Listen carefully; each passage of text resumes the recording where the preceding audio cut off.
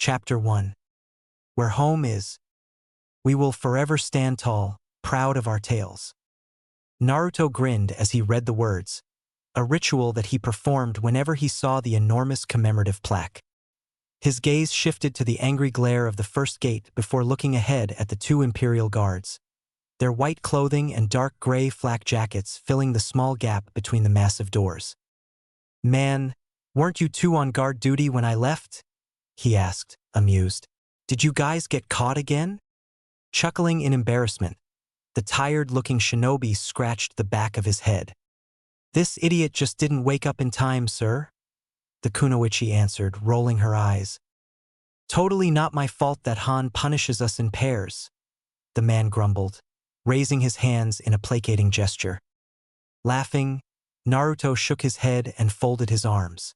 "Maybe you should just sleep in the barracks?" he asked, bringing a hand to his chin. "You know, both of you've been here almost every time I've passed through. And sleep on those standard-issue mattresses?" The man snorted. "No way in hell." As the two guards unfurled a scroll between them, Naruto stepped forward and placed both hands on it, and a tingling enveloped his hands. "You're free to pass through," the man said, giving him a casual salute. He returned it, grinning again as the kunoichi muttered under her breath about Han and insubordination. "Don't worry," he said, waving it off. "Han's the only one that's a stickler for rules. Besides, everyone hates calling someone younger sir," he added, laughing as she sighed. He felt the seal on his stomach tingle as he passed between the doors, and he reveled in the feeling of finally being back inside the Forbidden City. Returning several greetings as he treaded the main path, a smile graced his lips as the familiar sights and sounds surrounded him. "I guess I was a little homesick," he mumbled, waving at an elderly couple. "You sure took your sweet time getting back." He turned to the voice and grinned, looking up at the green-haired ninja that stood atop one of street lights. "Does that mean you missed me, Fu?" he asked teasingly. His eyes drifted to her attire before he added, "Never mind. Your skimpy outfit tells me everything." She wore white, a sleeveless top that revealed her midriff, and a short apron skirt. Fishnet armor was visible at their edges, and her armlets fluttered as she jumped down beside him. He met a pair of orange eyes as she stood with a huff. "Idiot, I just got off duty," she said, dusting herself off. "And only the master would ever miss you." "Then why?" "The first gate sent word and you were late. Han was going berserk 'cause of you. He's got a serious stick up his ass if you're telling the truth. I mean, I'm only a day late." "Was it the leaf again?" "Yep," he answered as they started walking. "You know, I wonder if he would make some gigantic statue if he saw the Hokage's monument for himself." A snort met his ears before she replied, "Don't go giving him any more ideas. This city is crazy enough as it is." Glancing at the large pack on his shoulder, she asked, "Is that all ramen?" "You know me too well," he said, grinning widely. "A few of them are team rosters and some other stuff." "Oh," she said, curiosity piqued. "Where else did you stop by?" "Gramps asked me to stop by the grass and valley villages too." "You don't look too happy about it," she said, a frown marring her face. "They aren't sending that many shinobi," he said, scowling slightly. "Most of them left for the bigger villages." They eventually reached the second gate, greeting another pair of guards. It peeved Naruto to no end that it took forever to get to the center of the village, even running at top speeds. The city was 6 concentric walls, each with a monstrous gate that was the only way through. The first 2 were on the same side, but they alternated afterwards, making it an incredibly long journey to the center. "I don't know why Han is so paranoid," Naruto grumbled as they neared the final gate. "No one has ever shown an interest in attacking this place. They'd have to be crazy." "Well, you know how much he cares for the master. He's probably doing what he thinks is best." "I don't think anyone's going to forget," he said, laughing. "He practically had a heart attack that time the old man begged us for forgiveness." Seeing her stare at him from the corner of his eye, He quirked an eyebrow at her. Naruto, I'm pretty sure you were the only one who didn't have one. Oh! Reaching the multicolored gate, they saw a familiar figure walk out, and Naruto reached down into the bag at his side and took out a scroll. The dark-skinned man wore the standard white paints with 3 small black rectangles below each knee, the bottom stuffed into dark gray combat sandals. Only a gray flak jacket covered his large torso, held by 4 straps which formed an X, the bottom left one having 8 red tassels spread out along it, each secured by a jade stone. Yo, ve! Naruto called out, whipping the scroll at the shinobi. He caught it without batting an eye, grumbling at the blonde. If you were anyone other than a Jinchuriki lord, I'd give you a smack, he said, appearing next to them in a flash. But since you are, gimme a dap. Grinning widely, Naruto bumped the offered fist. You too, Fu, B ordered, turning to her. She just rolled her eyes and flipped him the word. Naruto's the only one that you've convinced to do that, so I don't know why you bother asking. Man, way to leave a Bihanjin. Naruto laughed at the display. Forget about her. I got your back. You heading home to relax? B shook his head before sidling up to him. Gotta test this out, he whispered, leaning forward as he shook the scroll. What? Me and Nee have been having a little fun in version 1, and the cat's got me feeling a little blue, he added, sunglasses waggling. Naruto buried his head in a hand. I'm 13, why do you two keep doing this to me? He hissed. B just laughed, smacking his shoulder. You know, you and Fu. Don't want to hear it, he yelled, jerking back. Hear what? He glanced at her, a blush creeping up his face. Nothing. Do I look? Anyways, B cut in. I owe you, Naruto. Now I can get her back. And he's gone in a flash, he said, watching B go. He turned back to Fu, who was staring at him with an eyebrow raised, clearly unimpressed. Trust me, you don't want to know. It's B. Thankfully, that seemed to satisfy her. Then he blushed at the thought. Stupid B, he muttered under his breath. Shaking his head, he led them through the last gate, the seal on his stomach tingling again as they entered the grounds of the Imperial Temple. Naruto didn't know what Han had been thinking, giving a name that sounded as cool as the Imperial Temple to the building before him. It was small compared to the ones that encircled it and looked rather plain. It didn't bother him, though, because at one point in their lives, every one of his friends had called it home. A gravel path led to the small pagoda, and the grounds were lush with gardens and trees, and even several ponds.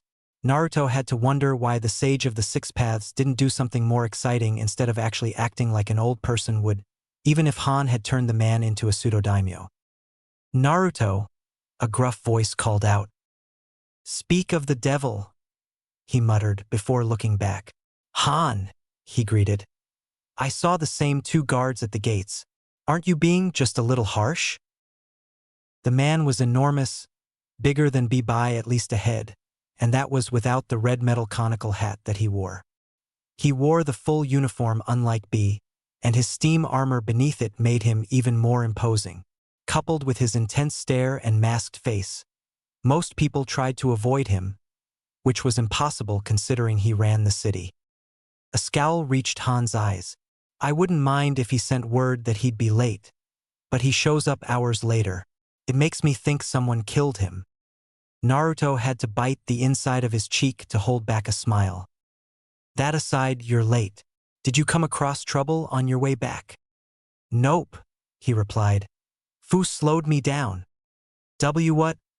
She sputtered. I did not. Naruto, she was on her own assignment. Don't lie to me. You're no fun, he said, pouting as he pulled out several scrolls and holding them up. I got lost looking for the hidden valley.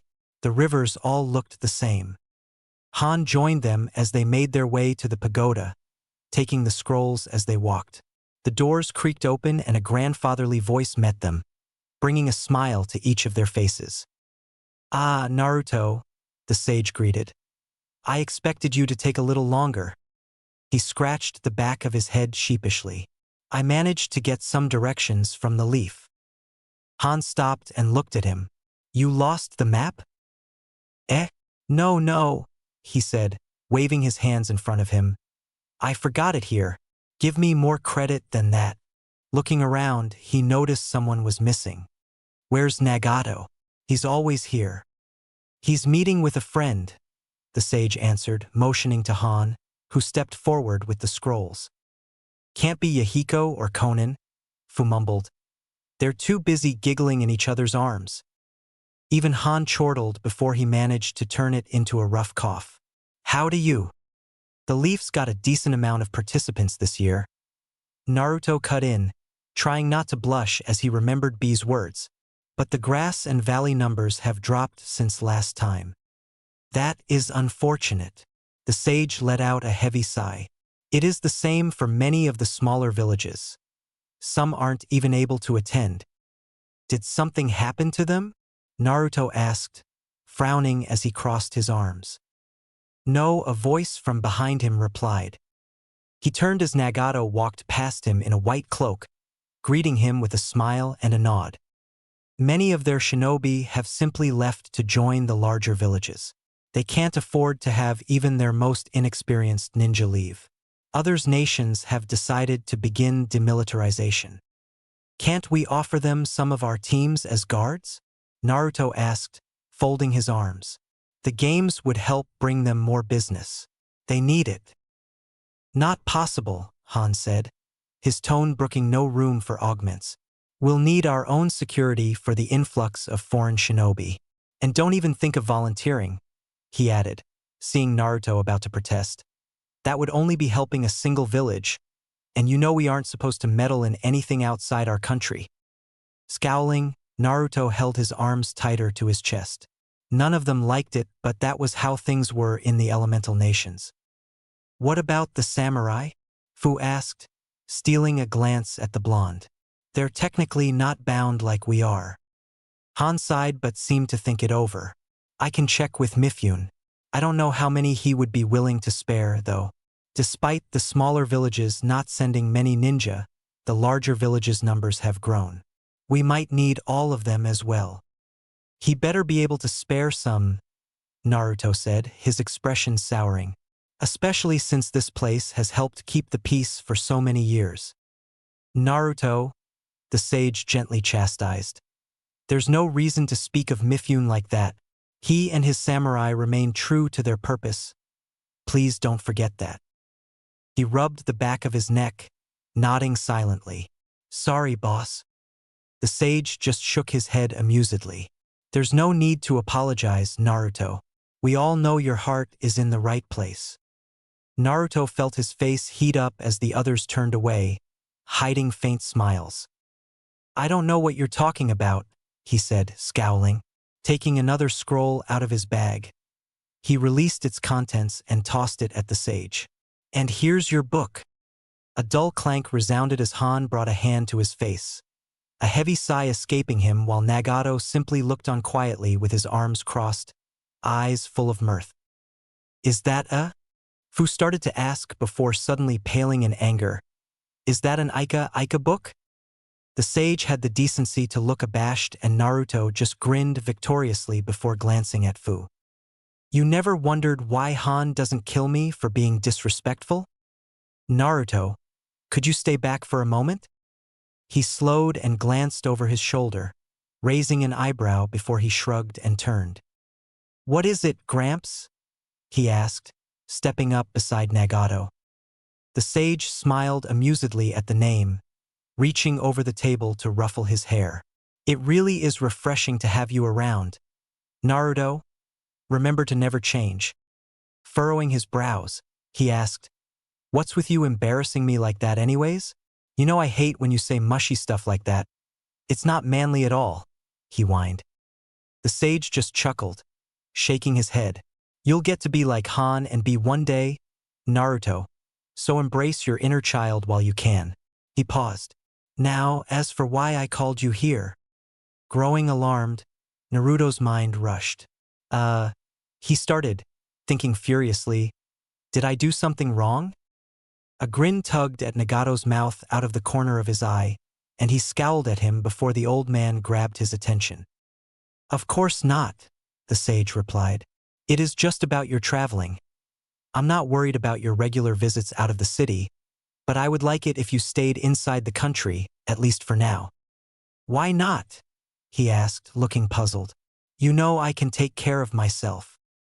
"There have been rumors," Nagato said, scowling, "about a criminal organization moving in the shadows who have been calling themselves Akatsuki." "Akatsuki? Isn't that what you and?" Nagato nodded, his expression dour for once. It was the name of Yahiko's old organization that assisted Rain. "And?" Naruto asked, his own expression turning serious. "We only know that they are composed of several S-rank missing nin, and that they seek the power of the tailed beasts," he answered, trailing off. Naruto froze. "The tailed beasts? But that's insane," he whispered. He knew every Jinchuriki was loyal to the sage without question, and the old man returned the sentiment with even greater fervor. If these people were after the tailed beasts, they would also face the literal god of shinobi, plus at least 2 S-rank Jinchuriki and a second Rinnegan wielder. It was suicide.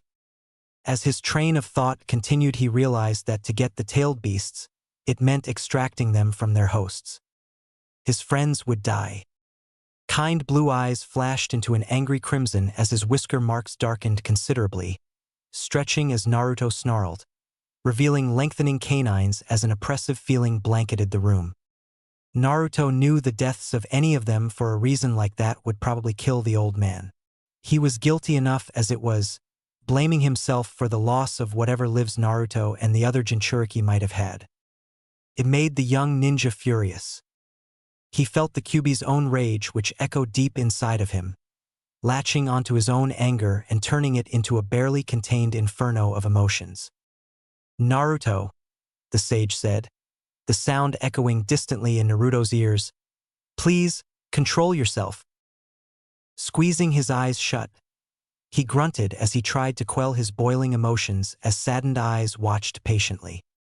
He wasn't sure how much time passed as he desperately tried to calm himself before he stumbled forward, grabbing the table for support.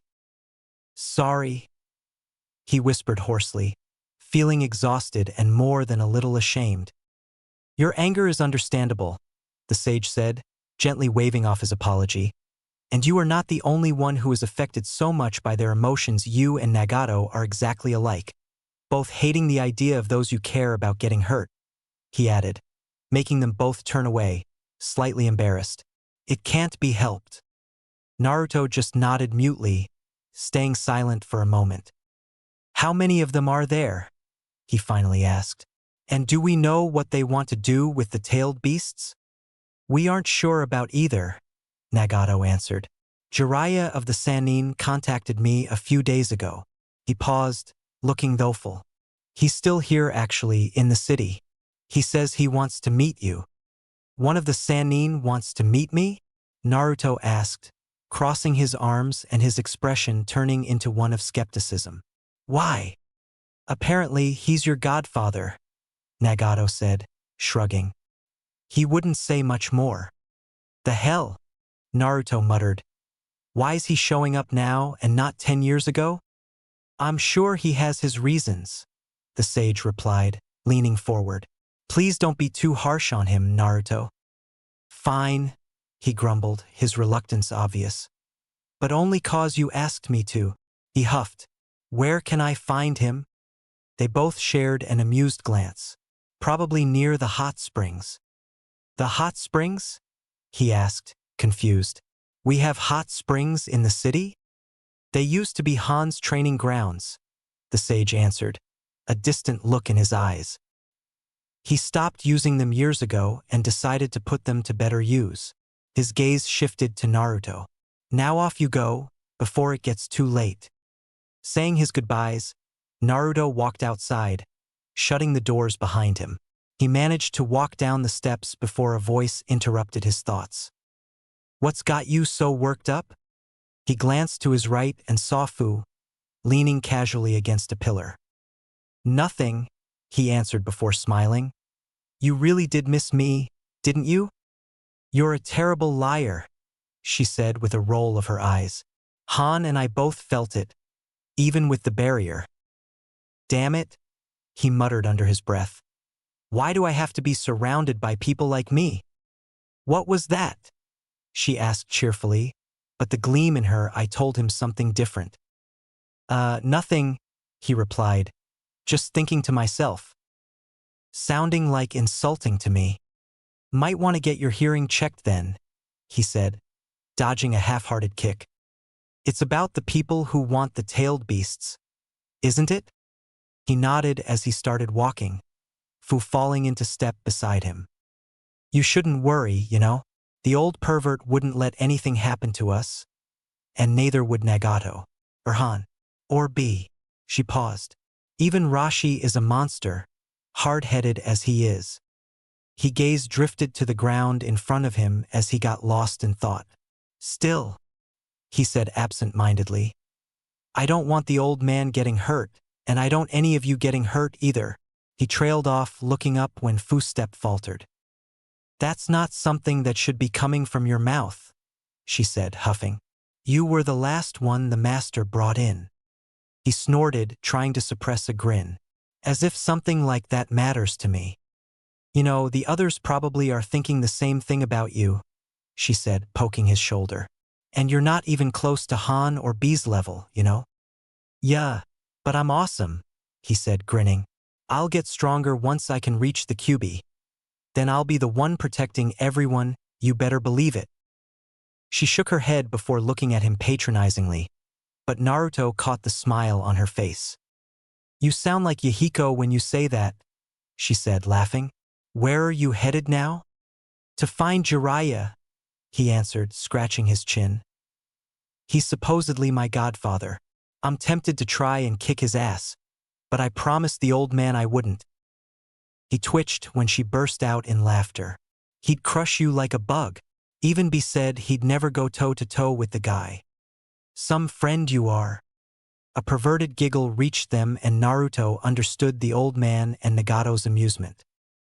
Just hold on a second, he grunted, holding Fu back in his arms. You can't kill him yet. I still need to find out what he wants with me. She squirmed in his arms. Damn it, Naruto, let me go. I will if you promise to murder him after I'm done talking. Fine. Letting her go, he watched as she straightened her clothes, her face flushed. Man, he said. For someone so small, you sure are a handful. Dancing away from a haphazardly thrown kick, Naruto edged towards the legendary shinobi with a laugh. You're way too easy to tease, Fu. He noted that the man had obviously noticed their rather loud approach, but hadn't deigned to even look at them. Jiraiya of the Sannin? Naruto asked, his tone polite. Nagato said that you wanted to meet me. Naruto, he muttered, turning around. The teen looked over the older shinobi. He was exactly as the bingo books described, including his clothing and physical features. But there was something about him that unconsciously raised his hackles, something the bingo books wouldn't ever be able to describe. The Sannin practically oozed an aura that screamed danger. Considering this was the first time Naruto met the man, it was not easy for him to lower his guard. He noticed Fu looked slightly uncomfortable as well. So, you're my godfather, huh? Kids these days, Jiraiya huffed. No patience at all, and you need to learn how to relax. Then he glanced to Naruto's left, and he grinned widely. Oh, what's this? Taking after your father already, and Naruto? The hermit asked, quickly sidling up to the blonde. He stumbled back, confused. What? Don't play coy with me, boy. Jiraiya laughed. Already got a girlfriend, huh? Let's see, you're about 13, aren't you? Even younger than when Minato. Naruto didn't listen to the rest of the words. Instead, he just slowly turned to Fu, who mirrored his look of horror. You know, they got married only. I have no idea what you're talking about, he sputtered, but Jiraiya continued to ignore him. Reminds me of your mother too. She was called the red hot-blooded habanero. Your girlfriend does a pretty good impression. Fu screamed and leapt forward, aiming a kick between the man's legs. Whoa! His tone was one of worry, but his expression was gleeful as he dodged. It really is like father like son. Oh God, Naruto muttered, feeling more mortified than he ever had as he buried his face in his hands. He didn't think he would ever live this down. Kuchios! A plume of smoke engulfed the area, and as it began to clear, he saw Fu being sat on by a massive toad. Now, why don't you just wait there for a minute? Jiraiya's amused voice sounded from somewhere above her. As the smoke cleared, Naruto looked up and saw him sitting on the toad's head. Glancing at Fu, he asked, "You mind moving the toad?" "Nope. Your girlfriend needs to settle." Naruto shot forward, barely dodging the toad's tongue as he flipped towards Jiraiya, kunai in hand, and then the man's hair caught him. "What the hell?" he grunted, struggling to escape. "You know," Jiraiya said casually, "for a couple of Jinchuriki, you two sure suck. And why'd you attack me?" Naruto rolled his eyes. "Please, I asked B to pass me some toilet paper once. He just took all the rolls with him, and you're exactly like him." He paused. "Besides, I was hoping you'd just move, which you might want to do, unless you feel like explaining why you suffocated my friend." "I'm afraid he's correct, Jiraiya of the Sannin." A voice above them spoke. Naruto glanced up and saw several of the Imperial Guard looking down at them, perched atop many of the buildings and utility poles. "We must ask you to release the Jinchuriki." Jiraiya blinked and then scratched the back of his head, expression sheepish. "Oops," he said, nervously laughing. "Hey Gamma, ease up on the kid's girlfriend, will you?" Naruto felt a little more at ease when he heard Fu sputter, "He's not my boyfriend." Jiraiya just grinned. "Tough love, kid?" he asked, dismissing the toad. "I'm not even going to answer that," Naruto muttered as he landed quietly. He glanced up and gave the ninjas a wave. "Thanks, guys." "We merely do our duty," one of them said before they dispersed. He shook his head at their politeness before looking to his friend. "You okay?" "Ugh, I smell like toad." He smiled as he looked back to Jiraiya. "So, what did you want to talk to me about?" "Can't a godfather come to check up on his godson?" the older shinobi asked with almost puppy dog eyes. The blonde shied away. "You're slowly being put into the pedophile category," Naruto muttered, knowing Jiraiya would hear. "What?" he exclaimed, expression aghast. "I'll have you know that I may be a super pervert, but I am by no means a pedophile." Naruto blinked. The man was actually proud of being a pervert? What a weird quirk, he thought. But then again, the old man's a pervert, he muttered, ticking off a finger. Jiraiya's a pervert, B and Yujito are perverts. He glanced up at Jiraiya warily and asked, "Does that mean if I want to become powerful, that I'll eventually become a pervert?" "If you do, I'll kill you," Fu hissed. "Silly girl. Never underestimate the power of perversion." Neither of them knew what to say to that, but the older shinobi saved them the trouble.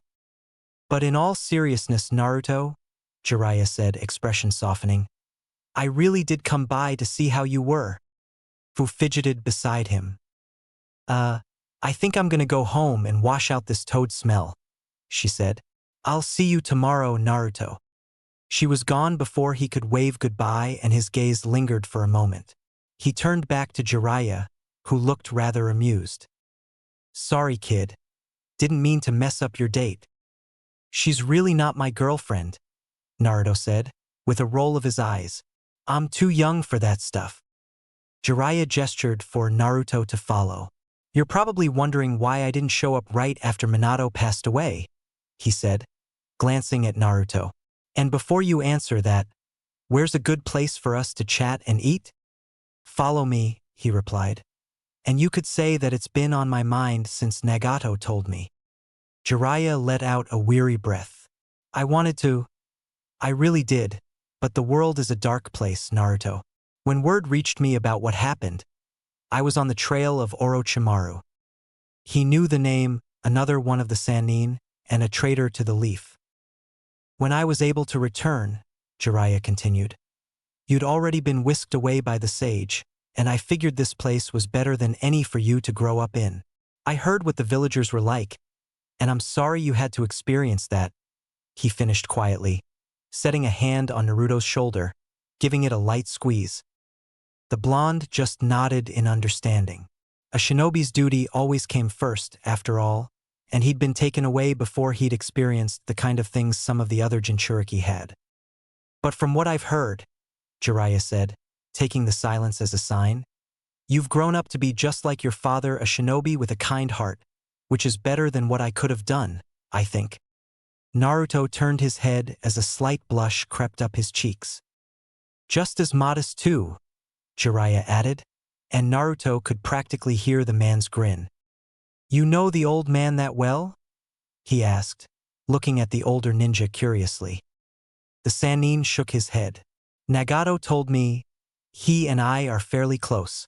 I found him in rain a long time ago, and I brought him here with Yahiko and Konan just after the sage returned.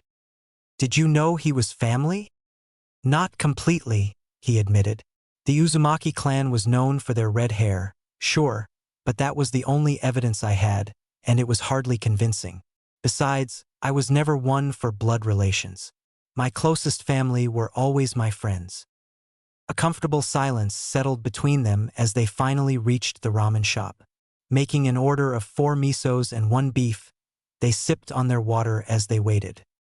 So, how was growing up here? Jiraiya asked, setting down his cup. Naruto couldn't help the smile that crossed his face. It's nice having people around you that care. I'm probably closest with B, Fu, and Nagato, but they're all my friends, and I know they feel the same. He took a sip of water, looking thoughtful. I think my parents would have been happy about how I grew up, considering the stories I've heard about our kind. The older man said, idly cradling his chin in a palm as he set his elbow down. A city that forbids such foolish hatreds. I never would have thought it could exist. This place used to be so small. He took a deep breath and sighed. It's too bad that the other nations don't follow suit. But I guess you can't force people to change how they feel. He scratched the back of his head sheepishly. It's actually my dream, you know? That things will change one day to the point where we won't have to fight, he finished, a wistful expression on his face. You sound like the old man and the others when you talk like that. Nagato and Yahiko, I bet. Jiraiya grinned. Those two always did remind me of myself. It was why I first took them in. They were interrupted as the waitress arrived, and they eagerly dug into their food. So, Naruto started, his voice muffled as he chewed. Why'd my parents name you my godfather? Jiraiya coughed at the sudden question, beating his chest as he began to choke. Don't go dying now, you old pervert, Naruto said, laughing. I don't want a stupid nickname having to do with ramen. The others would never let me live it down. Taking another sip of water, Jiraiya settled down with a grin. Don't be so cheeky, brat. He took another bite of ramen, eating more slowly this time. Your father actually named you after one of the characters in my book, he said, looking embarrassed. And I came up with it when I was eating ramen of all things. He trailed off as he looked at Naruto in concern. He'd paled considerably and froze mid-bite. I'm in an Ika novel, he hissed, glancing around. What were my parents thinking? He blanched. You know what? Don't answer that. Oh God, no? Jiraiya stuttered, mirroring his godson as he paled. It was another book, one that never got published. Besides, your mother would have killed your father and me, he added, shuddering. Naruto sagged back in his seat, feeling relieved. I thought I was doomed by blood to be a pervert. Hey, Jiraiya said, looking offended. Being one isn't that bad, you know. Besides, he added, wagging his eyebrows, it looks like you're well on your way. Groaning, Naruto just took another bite of his meal, but Jiraiya was merciful, only laughing at his expense. "So, what kind of amazing techniques have you learned?" he asked, leaning back. "And you can't say nothing when you're around the person who invented ninjutsu, so secrets be damned." "The old man actually doesn't teach us much," Naruto said after finishing a third bowl. "He encouraged us to learn ourselves. Says we have plenty of time to learn stuff from him when we're older. We only go to him or Nagato if we're really stuck." "A wise man," Jiraiya said, nodding sagely. "You become a rigid imitation if you leech of others. Sure, you'll get better, but your progress will eventually slow because you're less flexible. True geniuses are the ones who do things on their own, learning through hard work. It's why a lot of them are loners." Naruto nodded. It sounded about right to him as he considered the people that he knew and trained with. "Then what have you taught yourself so far?" Wolfing down the last of his ramen, he set the bowl down along with enough money to cover them both. Then he grinned. "Want me to show you instead?" Chapter 2. Just words. Jiraiya stood casually, arms crossed as he patiently waited for Naruto. The teen wasn't fooled at all. The Sannin could have wiped the floor with him before it could even be processed. But that didn't mean he didn't want to prove himself. The older ninja's stance changed before Naruto so much as twitched. Whipping several kunai forward, the blonde dashed forward before being obscured by the smoke bombs that went off. Leaping back, Jiraiya dodged several shuriken that embedded themselves into the spot that he'd just left. He grinned as Naruto shot out of the smoke, whipping a pair of kunai at his eyes. Intercepting them with his own, he called out, "Good aim!" He cursed when his godson's kunai multiplied into several hundred. Leaping back, he extended his hair so that it engulfed him. "Damn it," Naruto muttered. "That's gonna get annoying." Releasing the technique, Jiraiya blocked a kick to the head, grabbing the leg before elbowing the knee, and the clone disappeared with a poof, just as a roaring wind swept forward from the settling smokescreen, carrying several hundred shuriken. He spun around and crouched, hardening his hair again to block the projectiles. "A shadow clone?" he called out. "You'll have to do better than that kid." Naruto rushed out of the smokescreen, a clone at each side, and he held his hand in the ram seal. Then the seals inscribed on the shuriken detonated. "Again!" he hissed, and the trio turned as one to the left toward a clump of trees as memories flooded their thoughts. The clones let loose another handful of explosive shuriken, before multiplying them with the Kage Shuriken no Jutsu. Naruto followed through immediately with his own technique. Futon. Daitapa. The large blast of wind carried the shuriken again, increasing their danger incredibly, but he detonated some of them early. Burning shrapnel and eager flames rushed forward, fueled by the incredible winds before they peppered the group of trees, and he immediately detonated the rest. "Did we get him?" Their eyes widened in surprise before they were suddenly engulfed from behind by a wall of roaring flames. "Not even close, kid," Jiraiya said, laughing as he watched a slightly singed Naruto walk out of another patch of trees to his left. "That was a decent replacement, though." He rushed forward, but Jiraiya's hand were blur and a wall of earth rose up behind him as two kunai shot towards his back, explosive tags burning. They exploded uselessly, crumbling the wall of hardened mud. "Sneaky, aren't you?" the Sannin asked, turning around as three Narutos rushed him. Another smokescreen exploded into existence and Naruto came in low, dodging the hair that would have swept through his neck, and aimed a kick at the Sannin's knee. Grinning, Jiraiya jumped, raising his knees as his godson's kick cut cleanly through the air below him. Then an astonished look crossed his face as several tiny streams of invisible chakra peppered his form from three directions. With a poof, he was replaced by a log riddled with holes. "Damn, boss." Naruto looked at the clone that had come up from behind the older ninja. "He's pretty quick for an old guy."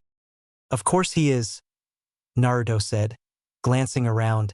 "He's a freakin' San." He spun around as the clone dispersed, warning him of the incoming kick. The other clones jumped in front of him, taking the brunt of the attack, but he still grimaced as he blocked with his arm and hand, pain lancing through them as the leg connected, sending him tumbling end over end, dozens of meters away. "Shit, that hurt," he grumbled. "Language, Naruto." Jiraiya laughed. "A youngster like you." He was interrupted as 3 clones popped into existence, dashing towards him alongside Naruto. They all came in low, with 2 breaking off to the sides as they whipped several kunai forward. Naruto grinned as he neared, watching Jiraiya falter as the man dodged. It faded when one of the Sanin's hands went immediately to his right leg. Pumping more chakra into his legs, he blasted forward ahead of his clones, intent on reaching him before the seal could be removed. Flipping forward, he brought his heel down, but his godfather slipped off to the right, forcing him to push off with his hands and legs to the left, barely escaping a devastating punch that the clone behind him had managed to slow. He detonated the tags he'd left on the ground. Then the 2 shadow clones that came in from the sides followed suit. Jumping back to get clear of the smoke, he couldn't help but be satisfied, and his lips curved into a massive smile. It had been a long time since he'd had so much fun. He was shaken out of his reverie as he almost fell over, a pair of hands grabbing his ankles in a grip hard enough to making them tingle. "Too early to relax, kid." Jiraiya emerged from the settling explosion in a flash, looking almost unscathed, and he held a swirling ball of blue chakra in his hand. He did not want to get hit with that.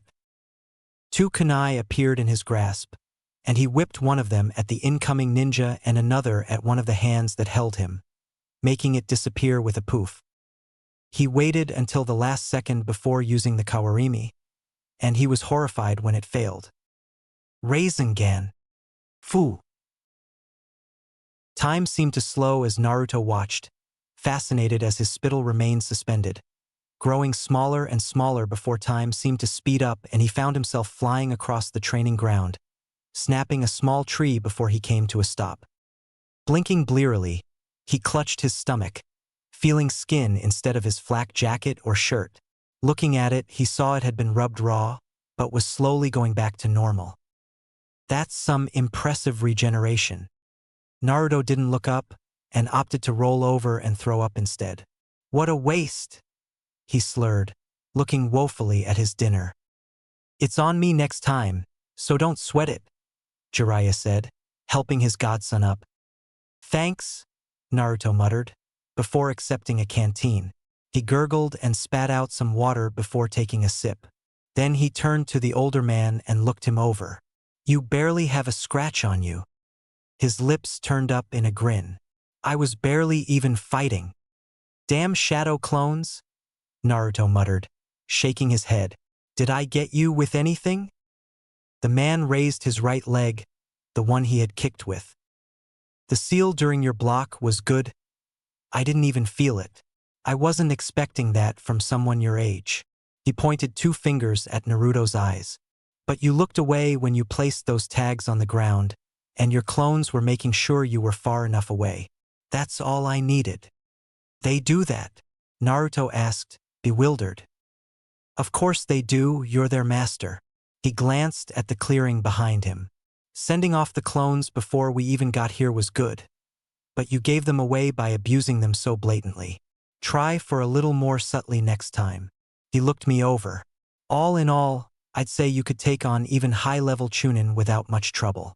Maybe even the odd low-level Jonin." "How'd you stop my kawarimi?" He pointed at his leg and Naruto opened his mouth in a silent ah, nodding in understanding. "A seal. So, that's what the tingle was," Naruto muttered, remembering the pair of hands that had grabbed him. "You can't do a replacement if chakra is cut off from any part of your body. It acts like an anchor." He paused. "Speaking of seals, did you scribe those shuriken yourself?" "No," Naruto said, shaking his head. "I only put the chakra in. Haven't learned how to do the seals yet, so I order them from the artisan's village. Besides, the shuriken structure is different and no one around here sells them. I've been trying to find a local blacksmith." Figured that was the case. It's difficult to explode something as hard military-grade weapons. How long until I can do something like that? Naruto asked. And the seal you put on me? Jiraiya grinned.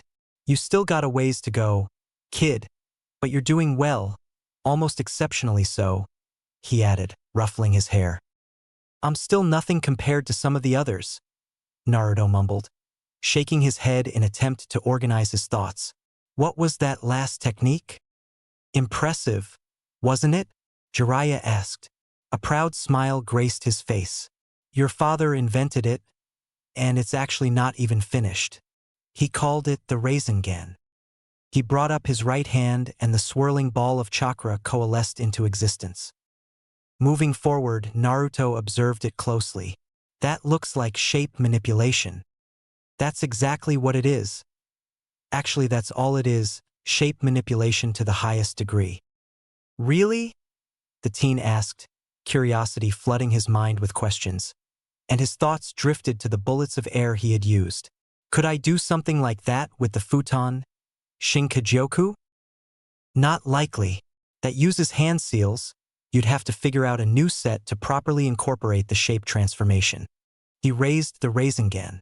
This technique requires no seals. Naruto nodded, impressed. The only techniques he had that didn't utilize hand seals was the immobilizing seal that he had used. I won't be able to stay in the city for long. I actually have to leave in the morning, Jiraiya said, and a smile tugged at his lips. But if you don't mind staying up, I could teach you the idea behind the technique and the seal.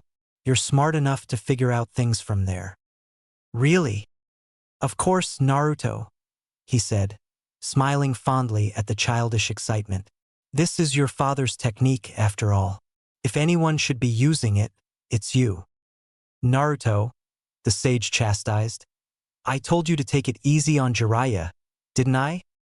He laughed, feeling more excited than he had any right to be considering how his body felt. We just had a little spar.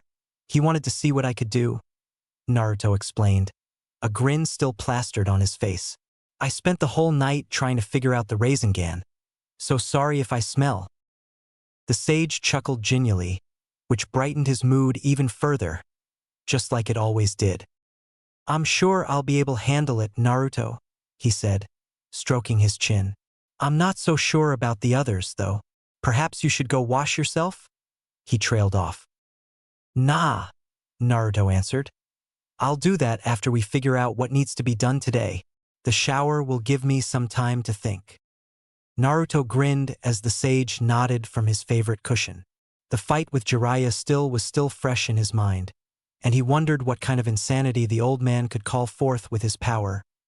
Even the perverted hermit had outright laughed when asked how long he would last. He decided he wanted to know. Hey, old man, the blonde said, striking a thinking pose. How did you get so strong? I am hardly strong, Naruto, he replied with an amused expression. I am getting on in my age, you know? Aha, Naruto said, snorting in disbelief. That's why the other countries just gave up the Jinchuriki to a billion-year-old grandpa. That, he said slowly, was a different matter entirely, and is not something I'm proud of, Naruto.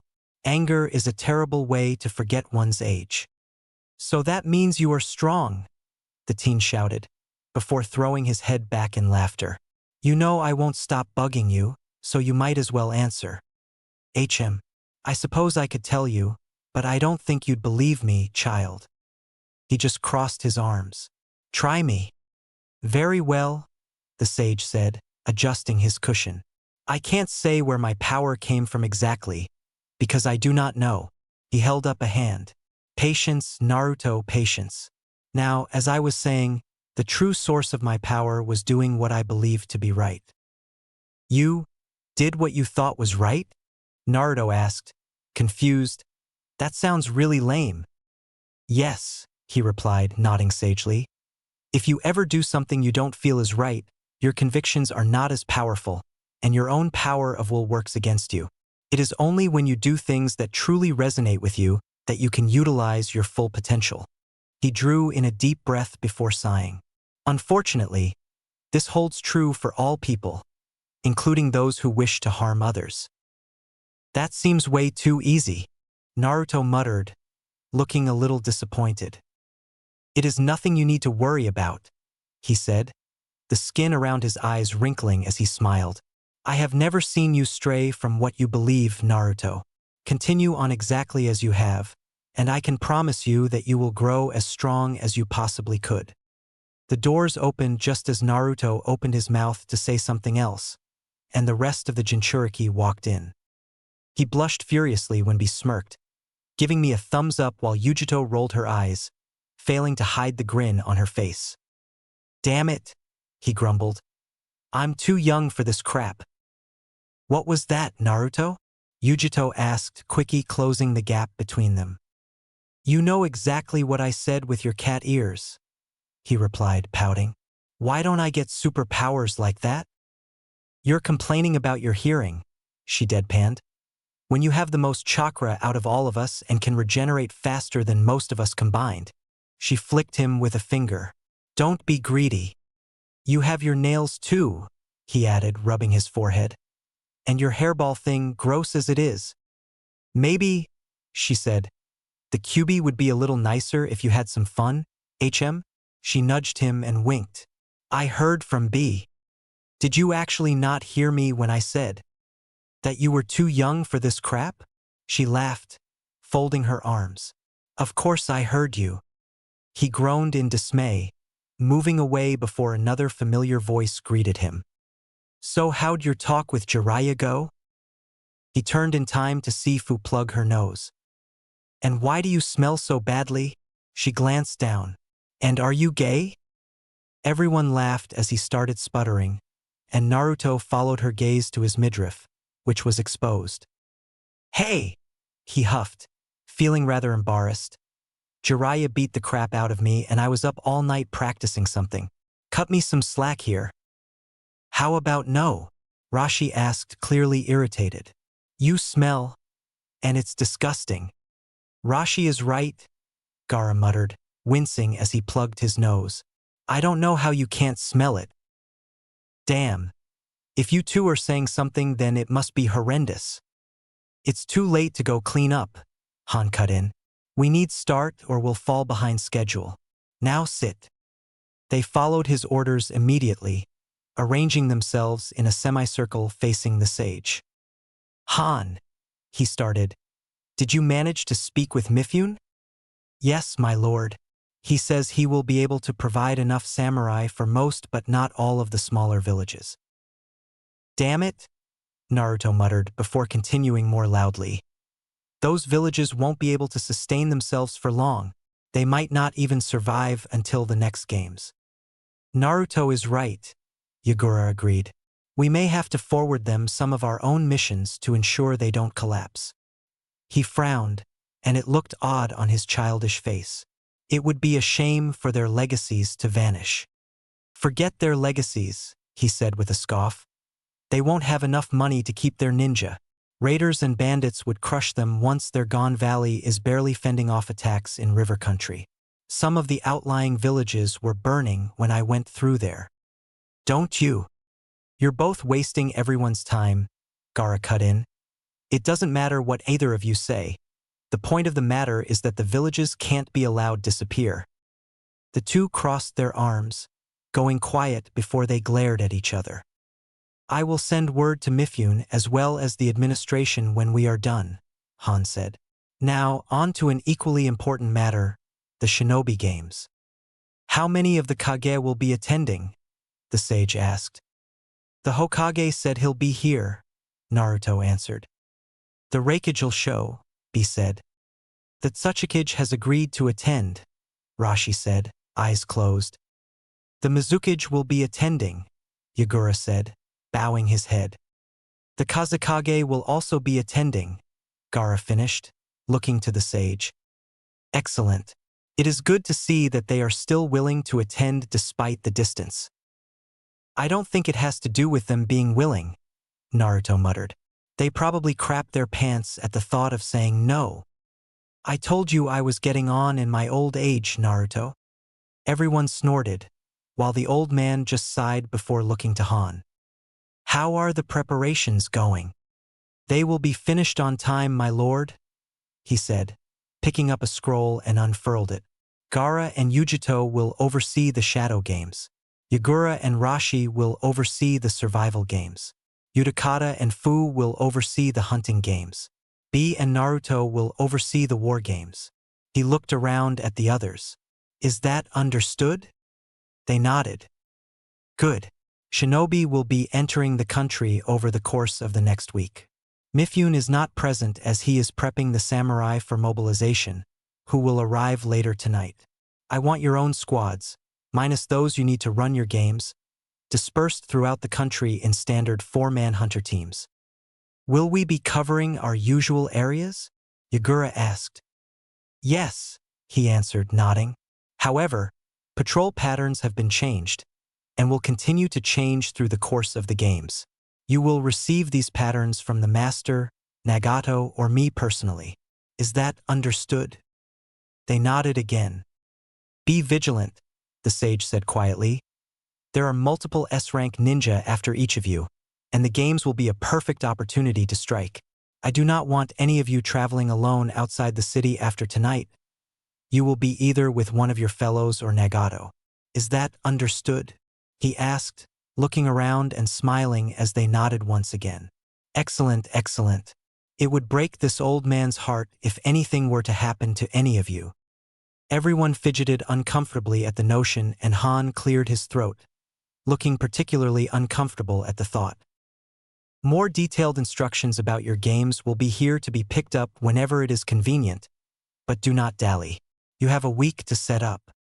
Naruto went upstairs to shower immediately after the meeting. If Gaara and Rashi agreed out loud that you smelled, then you smelled. His thoughts drifted to Fu's words, scowling at the thought of being mistaken as gay. He found the shower to be wonderfully refreshing, and he indulged a little as the hot water soothed his aching muscles. He winced a little as his hand hovered over his stomach, the unpleasant memory still fresh in his mind. Still, he was excited Jiraiya hadn't even used his full power and the technique wasn't even finished. He wanted to be the one to finish it, and he had promised himself that he would as Jiraiya left. Frowning, he raised his right hand, palm up, and tried gathering his chakra again. While Jiraiya had suggested a balloon, he preferred see things as they worked when he could, and he could do that now, following the water that got caught up in the technique. First was rotation in all directions. He let his imagination run loose inside the wispy cloud that he held, watching as droplets of water got caught in the flowing chakra before being flung around and thrown about, even managing to sting a little as they hit his skin. Concentrating even further, he tried adding more directions in which the chakra traveled, and the stinging got harsher, but he didn't relent. "Come on," he muttered. "You can do this." He grit his teeth and eventually had to relent, slowly decreasing the speed of the rotations so it wouldn't explode in his face. Taking a deep breath, he sighed when the cloud dispersed completely. He craned his neck forward under the stream of water and blinked as he saw his bleeding skin. "Crap. Maybe that's why he said to use a balloon," he muttered, adjusting his position so the water would rinse away the blood. He held his head under the stream of water and watched as the blood went to the floor, ignoring his body as the small cuts healed. He traced the path of the blood around the drain, making sure that none of it would remain for the next person. It'd be rude, after all, he thought. As his tracing slowed, an unbidden thought came to him as his foot went around the drain, and then he smacked his forehead. "I'm an idiot," he grumbled. "I don't know how we didn't think of it." Bringing up his hand again, he concentrated on gathering his chakra, and the wispy cloud formed again. This time, he didn't let his imagination run loose. Instead, he envisioned the chakra swirling around the center, just like the blood had going down the drain, adding more and more paths as he concentrated. "Yes," he breathed. "Yes." The color wasn't right. It was still far too wispy, but he decided he would worry about that later. Right now, he only cared about getting the rotation down, especially since he could see the shape. The cloud had condensed into something more like a sphere, and it was becoming rounder as he focused, picturing the swirling pattern in his mind. And then, Naruto! Ga! The cloud exploded and, despite the little amount of chakra, it threw him out of the shower stall, peppering him with bits and pieces of plastic and stone. Shit! He yelled.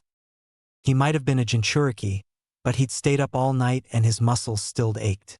It should have been no surprise when hitting the wall hurt. A towel landed on his head, which he immediately used to cover himself. Looking up, he saw B standing there looking down at him with an amused expression.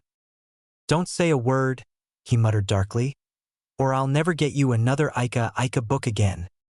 B grinned even more widely before he peeked into the stall. "Damn, Naruto, you cracked the walls." He frowned. "Too bad, 'cause this was our favorite stall." It took a moment for the teen to process what B had said. "Are you telling me you and Yujito?" He just scratched his head sheepishly. "That's disgusting." Disgruntled at the revelation and his rough landing, he stood up and wrapped the towel around his waist, muttering darkly under his breath as he stood. "I'm guessing you want to start setting up the war games? I'll be a busy bee later tonight, so I want to do it when there's light. Give me a second to get dressed." He shut off the water before heading up a flight of stairs. Turning to his left, he continued to the end of the hall, putting a finger on a paper seal. A moment later there was a click and he walked into his room. It felt enormous to him considering it was meant for an adult, but it was cozy nonetheless. He glanced at the pictures of his mother and father as he swept past them towards the closet, throwing pieces of his uniform onto the bed. His gaze lingered on a third picture of the people he grew up with and his lips turned up in a small smile. With a shake of his head, he wondered how he would have gone through life without them. Donning his fishnet armor first, he put on the rest of his gear quickly, which was exactly the same as the others minus the number of tassels. He stood in front of the mirror to make sure everything was in order. "At least Han made these look decent," he muttered. Turning his body to the right, he glanced at the reflection of the 9 tassels before gazing at the metal of his headband. Then he grinned. "Damn straight I'm proud of my tails." The area where the war games would be completed was enormous.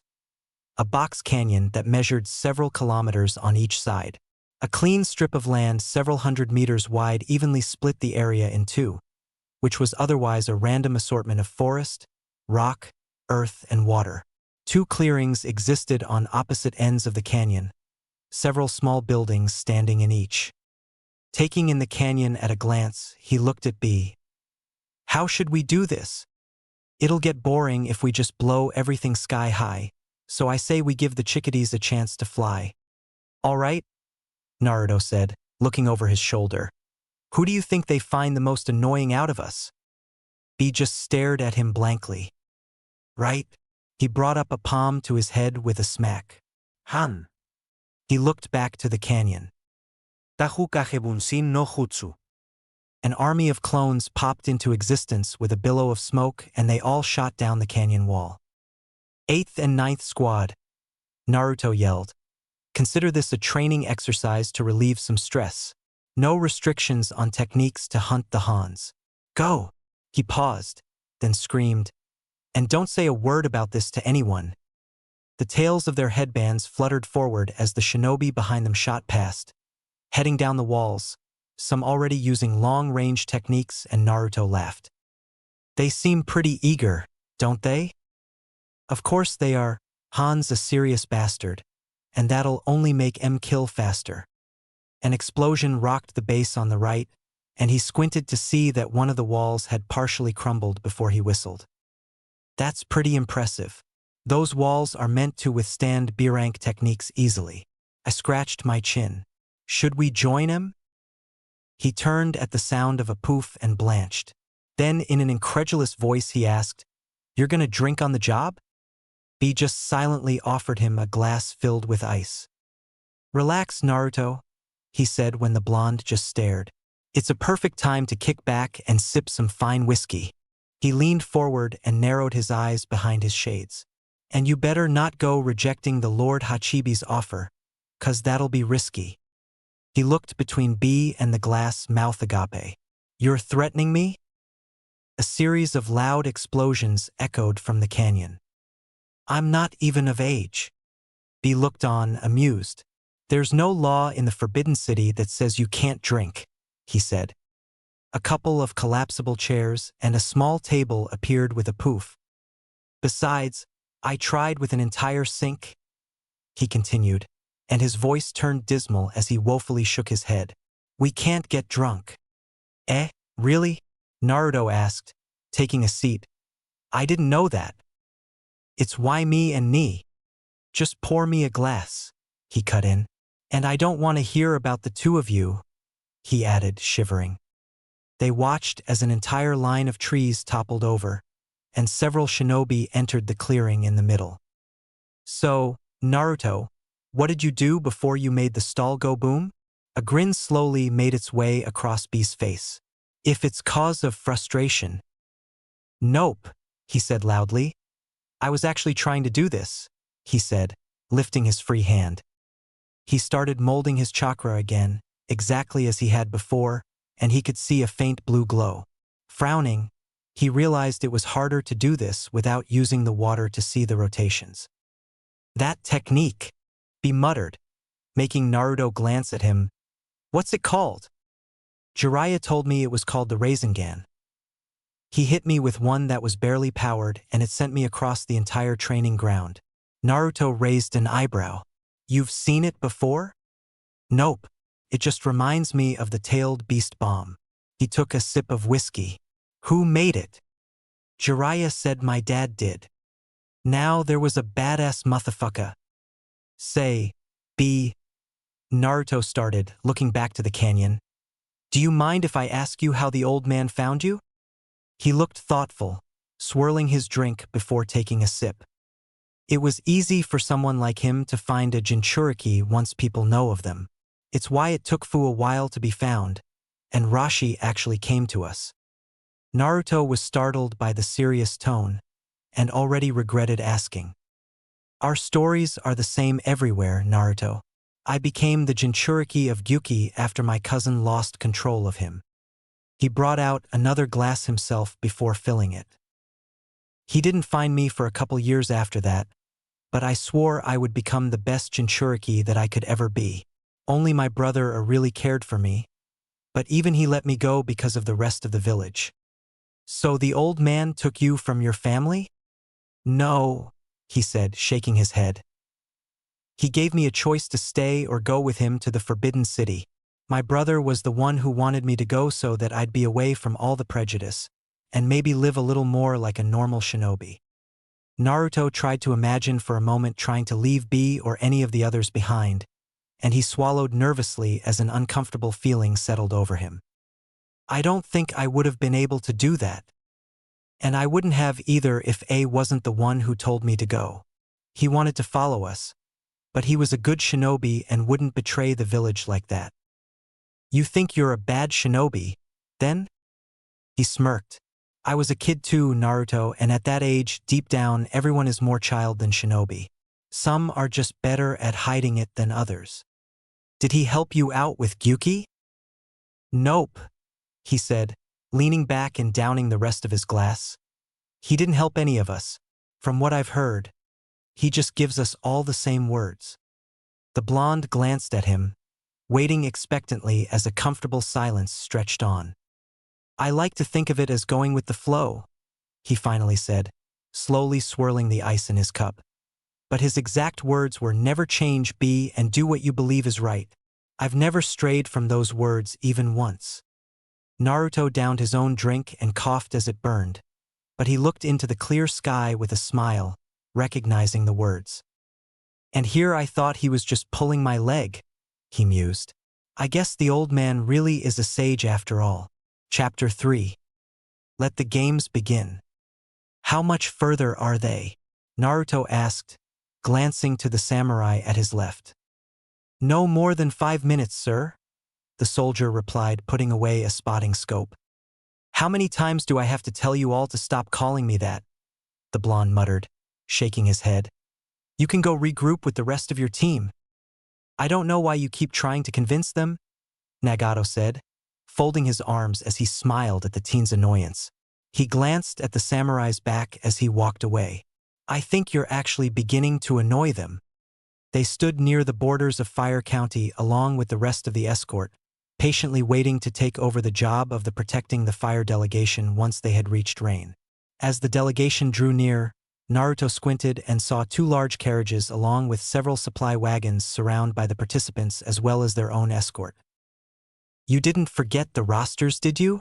Nagato asked, glancing to his left. Naruto rolled his eyes and pulled out a scroll before waving it in front of the redhead. No way am I going to remember 100 names. I'll leave that to you and Han. He paused and narrowed his eyes, looking into the distance. I hope they don't expect to bring all those Anbu in here. I'm sure most of them are here just as escorts, Nagato said, dropping his arms to his side. It's time to greet them. Ordering the rest of group to stay behind, the two liaisons rushed forward and stopped at the border, just as the delegation halted on the other side. Everyone was still for a moment before the doors of two carriages opened and both the fire daimyo and third Hokage made their appearance. My lords, the two shinobi greeted, giving a quick bow as they got closer. We hope your journey went well.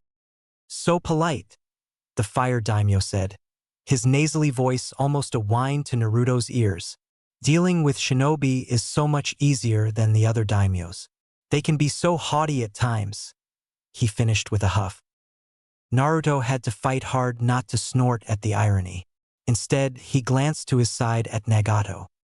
We had a good teacher, Nagato replied, a polite smile on his face. With your permission, I would like to bring up the rest of your escort. The daimyo and Hokage shared a glance before they nodded, and Naruto disappeared with a poof. A shadow clone, the Hokage asked, smiling wryly as the large group of samurai and shinobi rapidly approached.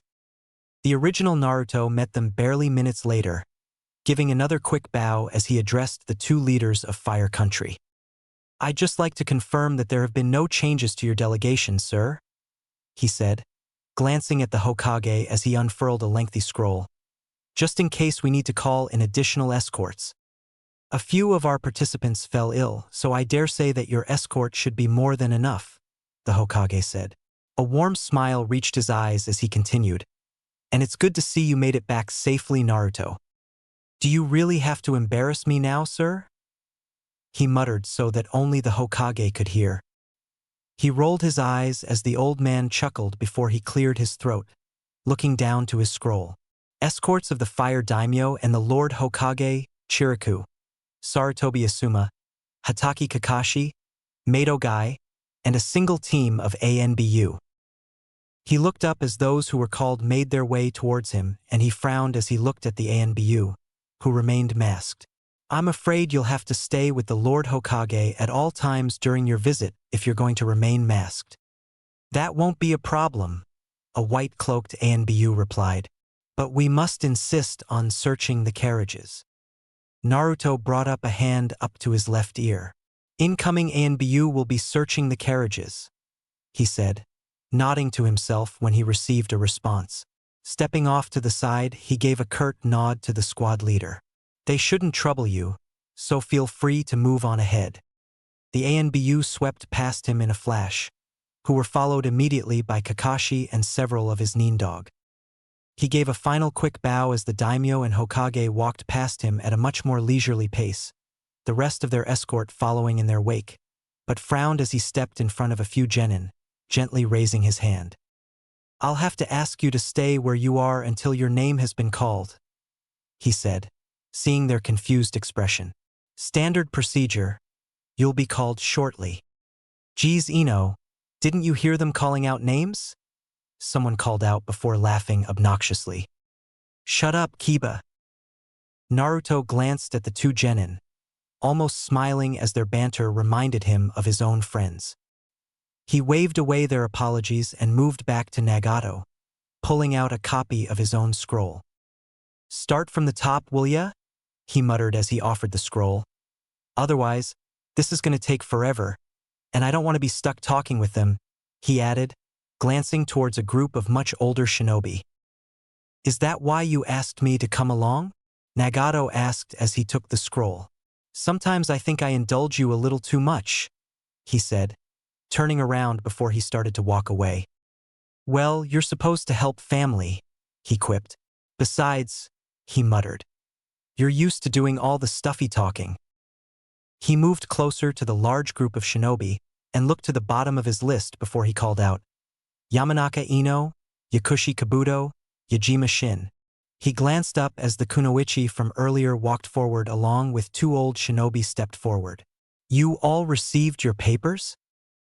They nodded before each pulled out a tiny scroll, unfurling it in front of them. Yamanaka Ino, he muttered, taking her scroll. First time attending, Yakushi Kabuto, second time attending, Yajima Shin, second time attending. Your papers are in order at least, he said as he reached into a pouch, pulling out several square paper seals. I'll need you to put these against your skin and focus some of your chakra into it, he said, passing one to each of them. He waited as they followed his instructions, watching an identical seal that was beside their name on the roster. Good, he said, watching as the symbols darkened. It looks like you're clear, so you can move on ahead. Everything is in order, Naruto said before turning to the rest of the ANBU and looked to another white-cloaked squad leader. We'll send word immediately if anything happens. They returned a curt nod before the entire group vanished. Start moving out, he called out as he turned around. Squads 1 through 8 is on patrol, standard pattern. If you deem unauthorized individuals to be a threat, act first. Our route is supposed to be clear of everyone except for standard patrols. He moved up with Nagato to the center of the group near the carriages before turning to the redhead with a grin. So, how was talking with all the... I apologize for interrupting. They turned to the ANBU who had appeared next to them, their heads slightly bowed. He stood up straighter as he turned to Nagato. However, the Lord Hokage wishes to speak to you. The ANBU finished, vanishing when he received a nod. You know, Naruto said, his gaze lingering where the shinobi had been. I always wondered what it'd like to be in the ANBU. A wistful expression crossed his face. I bet they get to see the coolest things. You can talk to Han about creating a division if you really want, Nagato said, ruffling the blonde's hair. But for now, I have some more talking to do. After he watched Nagato disappear, he moved up further to the left of the convoy, thoughts drifting to the many genin and the few chunin that the leaf had brought. He found the demeanor of many of their shinobi odd, with some of them seeming quite capable while others seemed better off living a civilian life. He slowed his pace to match the convoy as a large group of genin chattered excitedly near him, and he was reminded again of his own friends.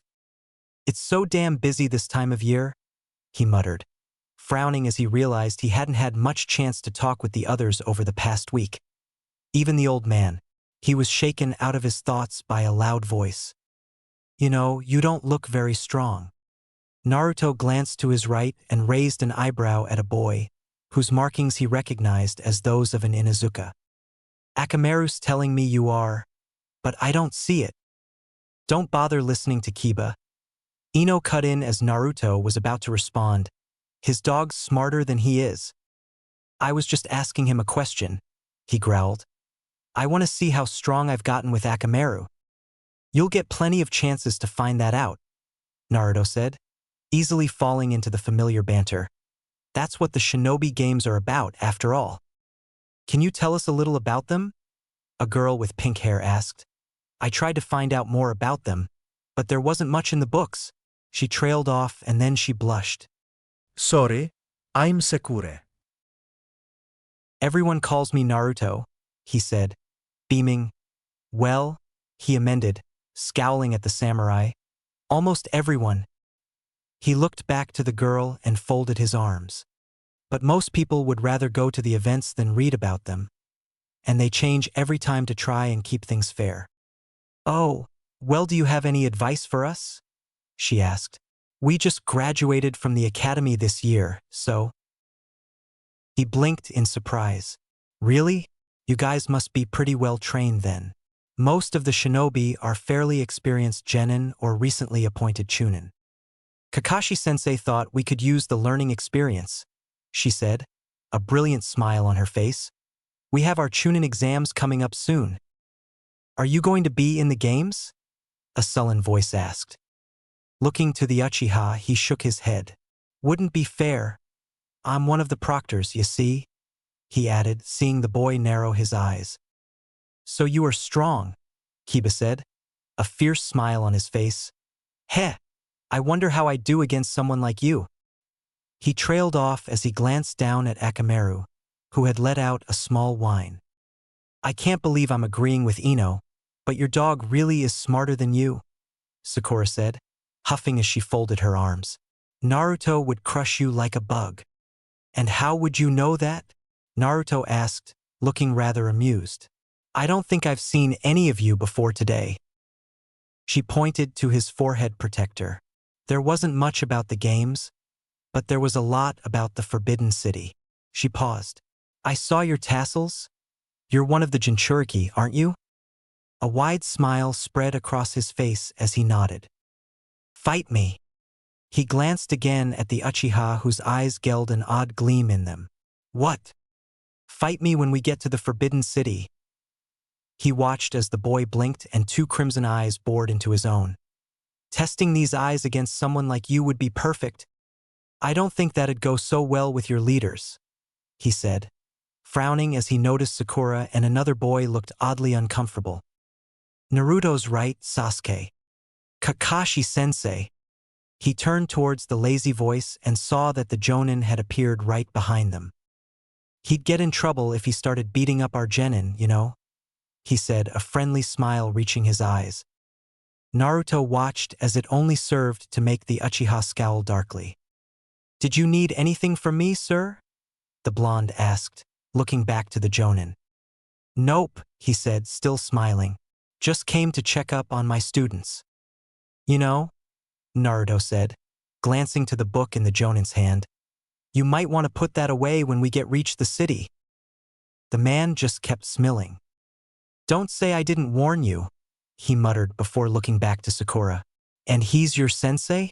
Maybe I'm underestimating you guys. He was surprised when she just snorted. He's not that great. He's a pervert and he's always hours late to everything. He opened his mouth, but he was interrupted as a voice rang in his ear. Multiple contacts at 2 o'clock. Several clones appeared in a cloud of smoke, and they immediately dispersed in every direction while Naruto disappeared to the other side of the carriage, watching as 3 teams of the samurai broke off, thumbing open their swords as chakra bristled over their armored forms. He nodded in satisfaction as the gap they left behind was immediately filled. 3 of his clones set off immediately in the direction the sensor ninja had pointed out, with 2 more following a short distance behind. He grabbed a spotting scope from a samurai and peered through it as someone dropped down next to him. I only see a ton of smoke, he said, putting down the scope. He frowned at Nagato. Any idea of what it is? None whatsoever, Nagato replied, shaking his head. We only have standard hunter teams out here. A dull boom was heard as a plume of blackened smoke drifted into the sky, smeared with bright orange. Well, that… Naruto stopped as he suddenly straightened. It's Hanzo, he said before turning back to the samurai. Regroup with the convoy. He and Nagato moved ahead of the group as a lone shinobi rapidly approached from the north. You're not supposed to be here, Naruto said, crossing his arms with a frown as Hanzo reached them. The man just snorted as he looked down at the teen. Remember whose country your old man's little city is in, punk? His eyes narrowed. I'll go wherever the hell I want. You'd do well to remember that. Hanzo, Nagato greeted, stopping Naruto's retort. Trouble? Nagato, Hanzo said a bit more respectfully, giving a curt nod. Ibuse felt something funny when he was stretching his legs. turned out to be more missing Nin, small group that came from the southeast. He frowned and folded his arms across his chest. It's the third group in the past week. Same direction. Glancing between the two, he added, "Your little games always bring out the cockroaches. River Country was having problems when I went to get their roster," Naruto said, looking worried. "Were they from Valley?" Hanzo shook his head. "Missing Nin from the mist. The others didn't have headbands and weren't in the bingo books." The trio started walking as the convoy caught up, each caught up in their own thoughts. "Did you get anything from interrogation?" Naruto asked. "The earlier groups had suicide seals on them," Hanzo answered. "Makes me think that someone sent them to take out one of the arriving delegations." He suddenly looked amused. "As for this group, I don't waste my time with small fry. Nothing left of him." "We'll let security know," Nagato said. "They should increase patrols to the southeast. Just hurry up and finish your games so my country stops getting unwanted visitors," he said. An instant later, he vanished. "He has such a huge stick up his ass," Naruto grumbled, but he grinned when Nagato tried to hide a smile. "Sometimes, I think he's actually related to Han." Naruto couldn't help but grin in excitement as they neared the Forbidden City, getting caught up in the dull buzz of the first-timers behind him before they were rapidly drowned out by the noise ahead. The first gate stood wide open, and he saw people from all over the elemental nations walking the streets. Glancing up at the commemorative plaque, he silently recited the words before the group passed underneath it, their excitement becoming more audible. He watched as the crowds parted for the samurai and shinobi escorts who surrounded the fire delegation, ever vigilant. "Man, I've never seen so many people before, and there's so many new smells." Naruto glanced back at Kiba, who was looking around wildly along with his dog, who was yipping loudly as he squirmed in the boy's shirt. "Ooh, Asuma-sensei, can we go there to eat later? I've always wanted to try stuff from the other countries." "Chuji, think about something else besides food for once." He smiled at Ino's words when they reminded him of another kunoichi, but he shook his head as he walked on, glancing at the samurai that patrolled the streets as he passed them by. Turning his head to the left when he felt someone appear, he tilted to his back meet Han's gaze. "Naruto," he said, giving the teen a nod. "You got my clone's message?" "Yes," he said. "Nothing else happened on the way?" The blonde shook his head. The rest of the route was clear. "Good." He looked over the blonde's head, eyes searching. "Where's Nagato?" "He's probably still talking with the Hokage," Naruto said, pointing a thumb back to the second carriage. "Very well," Han said, frowning. "Tell him to come find me when he's done." "Will do," Naruto said, giving a casual salute that Han scowled at before the man disappeared. "Was that another Jinchuriki like you?" Kiba asked excitedly. "I've never seen anyone like that before. That guy was huge." "Didn't you see his uniform?" Sakura said. "You could tell just by looking at him." He ignored them. They neared the second gate, frowning when he saw another large escort group, bringing a hand up to his ear, and muttered, "Hold position." The lead samurai held up a small fan and the group immediately halted. He moved forward ahead of the group towards the second gate, passing by what looked like the Water Country's delegation. Reaching the gate, he saw two familiar people waiting as the water delegation's papers were checked once again. "Mifune," he greeted, nodding to an older samurai who wore more traditional armor and only a single sword and gourd at his waist. He glanced to his fellow Jinchuriki and gave another nod. "Utakata." "Naruto," they both replied, the samurai giving a small bow while Utakata smiled. "Was there a delay with your group?" he asked, glancing over his shoulder. "I just got here with the fire delegation and was expecting to head in right away." "Not when they were with me and Fu," Utakata answered, crossing his arms. "Some missing Nin caught up to them while they were going through River Country, though." "Hanzo caught a group of them too," Naruto said, frowning. Looked like they came from river and were heading north. Ixmist. He mentioned there were others over the week too. They might have been trying to catch up to the delegation then, Mifune said, looking thoughtful. I'll have send word back to Iron Country for additional support. A frown marred his usually calm expression. We weren't expecting this many attempts. Did I hear that right?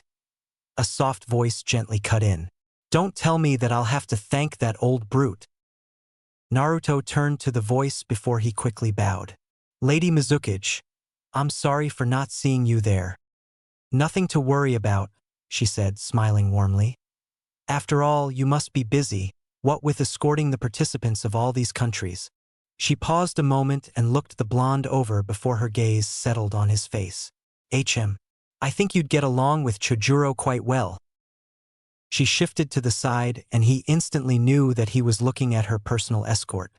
His gaze immediately went to the bandaged face of Momochi Zabuza and the massive sword that poked out from behind him. Glancing at the other three, two younger and one older, he noticed that they too wielded swords. Naruto couldn't help himself. You brought 4 of the 7 swordsmen? He asked incredulously. He paused and scratched the back of his head, chuckling sheepishly. No offense meant, Lady Mizukiage. She laughed delightfully and he saw the younger shinobi with glasses blush. Personally, he couldn't blame the boy. He thought the Mizukiage was rather pretty. Chojuro and Haku are still in training, she explained, a smile still gracing her features. He glanced at the one who had blushed and to the massive blade that was wider than the boy. Then his gaze shifted to the innocent-looking girl, who he also thought also was rather pretty, and the thin sword that was visible across her back. I'm Uzumaki Naruto, he said, giving a nod to the group. It's nice to meet you all. You can call me Haku. Naruto glanced towards her and, my name's Chojuro, the boy said, raising a hand. And nice to meet you, Yuzu. Call me Naruto, he interrupted, flashing the boy a grin. The boy just bobbed his head, laughing nervously. Then nice to meet you, Naruto. Chojuro, the oldest of the group, chastised. What have I told you about being so? Hush, Ao, the Mizukiage called out politely. Her tone was almost motherly, but her eyes held a dangerous gleam in them as she smiled. Or I'll put you to sleep, permanently. Let them have their fun, she added with a much warmer expression. Naruto took a nervous step back at the killing intent that had briefly filled the air, watching as the man paled. Oh, of course, Lady Mizukiage, the man stuttered. Zabuza snorted. Way to practice what you preach, he drawled, crossing his arms as he shook his head. Sometimes, I think the kid's manlier than you are. Naruto watched them, bewildered. He glanced back at Mifune and Utakata, both who had looks of amusement on their face, apparently used to this behavior. He shook his head in wonder as his image of the 7 swordsmen was completely shattered. Still, he was aware of exactly how dangerous these individuals were. Well, we won't keep you much longer, Naruto, the Mizukiage said, giving him another warm smile before she turned and offered her papers to the guard. You know, he said, waving to his new acquaintances before facing Utakata. They're definitely not what I expected. The Mizukiage is a gentle person, he said, smiling fondly. She didn't make any fuss, you know, when the master offered to take me away. She can be scary as hell though, Naruto muttered, giving her another quick glance. That, Utakata replied slowly, a smile creeping up his face, is also true. She only gets like that if you get on her bad side, so you should have nothing to worry about. The blonde snorted, glancing to Ao. I just met the guy and I already feel sorry for him. I'll see you at the meeting though. I have to show the water delegation where to go, Utakata said, waving goodbye. Returning the wave, he turned back to Mifune. Have there been any other incidents with the other countries? Grass reported a few missing Nin, but nothing else, he answered. It seems there's only trouble brewing in the south. Naruto blew out a breath. River Country was having some trouble. Their village was on the verge of collapse, so it's no surprise. They fell into silence that continued as they watched the water delegation continue through, allowing those of Fire Country to finally reach the gate. "Crap," Naruto muttered, smacking his head. "I forgot to tell Nagato." He glanced at Mifune. "Sorry, Mifune, have to go pass on a message." The man just nodded in understanding, giving him a quick farewell that was returned. He rushed back to the second carriage to see that the Hokage and Nagato were outside, idly chatting to pass the time. "My apologies for interrupting, sir," he said, giving a short bow. "But Han asked that Nagato meet with him as soon as possible." Then I'd like you to keep me company, Naruto," he said after taking a puff of his pipe.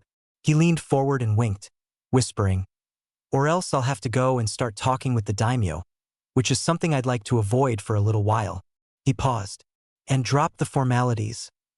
"It's all I've been hearing since we left the village." "If that's what you want, old man," the blonde said before laughing at the old man's amused expression. "You've certainly grown quickly," the third said, letting loose a small cloud of smoke into the air. "Jiraiya told me of his spar with you. I think he was more impressed than he let on." "I don't think I even scratched him," Naruto said, grinning despite the fact. "It was fun though, sparring with someone new, even if he did just beat the crap out of me." "Every good shinobi goes through that at some point," the Hokage said, emptying his pipe. "He said you'd be growing out of it soon, with the few things he taught you." Putting the pipe away, he looked at the blonde thoughtfully. "You wouldn't indulge an old man's curiosity, would you?" Naruto just put his hands on the back of his head and grinned. "I can't just go around giving out my secrets, though I might let you in on what I can do if you're willing to trade." The old man burst out in laughter, drawing the gazes of several people around them. A smile still graced his features as he settled down. "Bargaining with the Hokage like that, Jiraiya said you were a cheeky brat, but I didn't expect this. I guess it's been that long since I've had a chance to talk with you. You seem to having an awfully fun time here, Lord Hokage." They both turned to the lazy voice, and Hitaki Kakashi gave them a small wave. "I hope I'm not intruding." "Of course not, Kakashi," the Hokage said gruffly, as if appalled at the thought. "I was just laughing at Naruto's cheek. I just came by to see what was going on. This is taking a little longer than I expected. My students are getting a little impatient," he explained as he put his book away. "Yes," Naruto said, grimacing. "The water delegation was supposed to arrive earlier, but they were briefly delayed." "No trouble, I hope," the Hokage said, frowning. The teen almost snorted but stopped, remembering they weren't alone. "Nothing major. I doubt the swordsman had any trouble dealing with whoever it was." They fell silent as the guards started checking their papers. Fortunately, they didn't have to wait nearly as long with so many guards helping, and once everyone had passed through the gate, Naruto led the eager group to the back of the second circle, near the third gate. "You'll be staying in the same lodgings as the previous years, sirs," he explained as they approached a large, 5-level pagoda that was surrounded by a high wall. Passing through the gate, he greeted the samurai who stood guard and waited in front of the doors to the building, watching the gate close behind the last person. He cleared his throat and waited until he had everyone's attention. "For those of you who are here for the first time, this will be your lodgings during your time here. The first 3 levels are where you will find your rooms. The final floor is strictly forbidden to all except for the Lord Hokage, the Fire Daimyo, and their personal escorts." He looked around to make sure he had their attention. "Samurai will be stationed on the 4th floor, and they will cut you down if you attempt to pass them. No exceptions. Do you understand this?" He watched as they collectively nodded, a dull murmur reaching his ears. "Secondly, do not attempt to leave or enter over the wall. You'll probably be crippled, or at the very least, you risk your career as a shinobi. Is this also understood?" They nodded again, but none of them spoke this time. "Thirdly, no guests are allowed here. The city has more than enough places for you to mingle with others. Finally, if you are not with one of your senior ninja, Your identity will have to be verified at the gate. Please don't give them any trouble, as they are ordered to detain any suspicious individuals and are permitted to kill if you are deemed a threat." Then a smile threatened to split his face. "Welcome to the Forbidden City. I suggest you all rest up. You're going to need it." The lights went out, and a startled Uchiha Saskia nearly fell off the wall, barely managing to catch himself in time. As his Sharingan unconsciously activated, his gaze darted around the room as he jumped down to the floor, landing in a crouch. He moved next to the door in a flash, and opened it just enough to peek through the crack. The hallway was dimly lit by candlelight, and he could see that the other Leaf Ninja were also cautiously peering out of their rooms, their faces telling him that they too were unsure of what was going on. Gingerly opening the door, he left his room in a crouch and saw Sakura coming out of hers as well. "What's going on?" she whispered, glancing around. "And where's Kazuo?" "Right here." She flinched and whirled around before hitting the boy's shoulder. "Damn it, don't do that." "Sorry," he said, laughing sheepishly. They looked down the hallway as others began emerging from their rooms and saw some of them heading towards the stairs. "What should we do?" Kazuo asked. "Kakashi's on the top floor. Should we see if he's headed down here?" Grunting, he shook his head. "You heard what the blonde said. The samurai will cut us down." He glanced to the other end of the hall. "We should head outside." The others nodded as he led them down the stairs, and they met the others of their graduating class on the way. "The hell is going on?" Kiba grumbled, rubbing his eyes. "This is likely part of the games," Shino said, unperturbed. "The proctor did tell us to rest when we got here after all." "But we spent like days walking here," the Inuzuka exclaimed, looking miffed. "Exactly." As they left the building, they saw that the rest of the grounds were also engulfed in darkness, and that the only lights were the small pinpricks near the compound's gate. "I guess we keep going out, then?" Kazuo asked quietly. Quickly agreeing, they moved swiftly in the moonlight, leaving their residence behind them before they followed the other shinobi that were heading towards the second gate, sticking close together. "This is so troublesome," Shikamaru muttered. "Why couldn't they just tell us where to go?" "Quit complaining and keep moving," Ino snapped. "I'm already creeped out at seeing a whole city go dark. I don't want to have to listen to you whine too." As they neared the second gate, they saw several ninja gathering on the other side.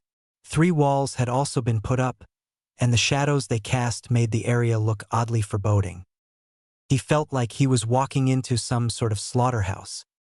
The group slowed as they reached the gate, but didn't go through. "Hinata," Shino asked, his voice calm, "can you use your Byakugan?" Nodding, she brought her hands together and the blood vessels along her temple bulged as she activated her dojutsu. I only see the others around us and the walls."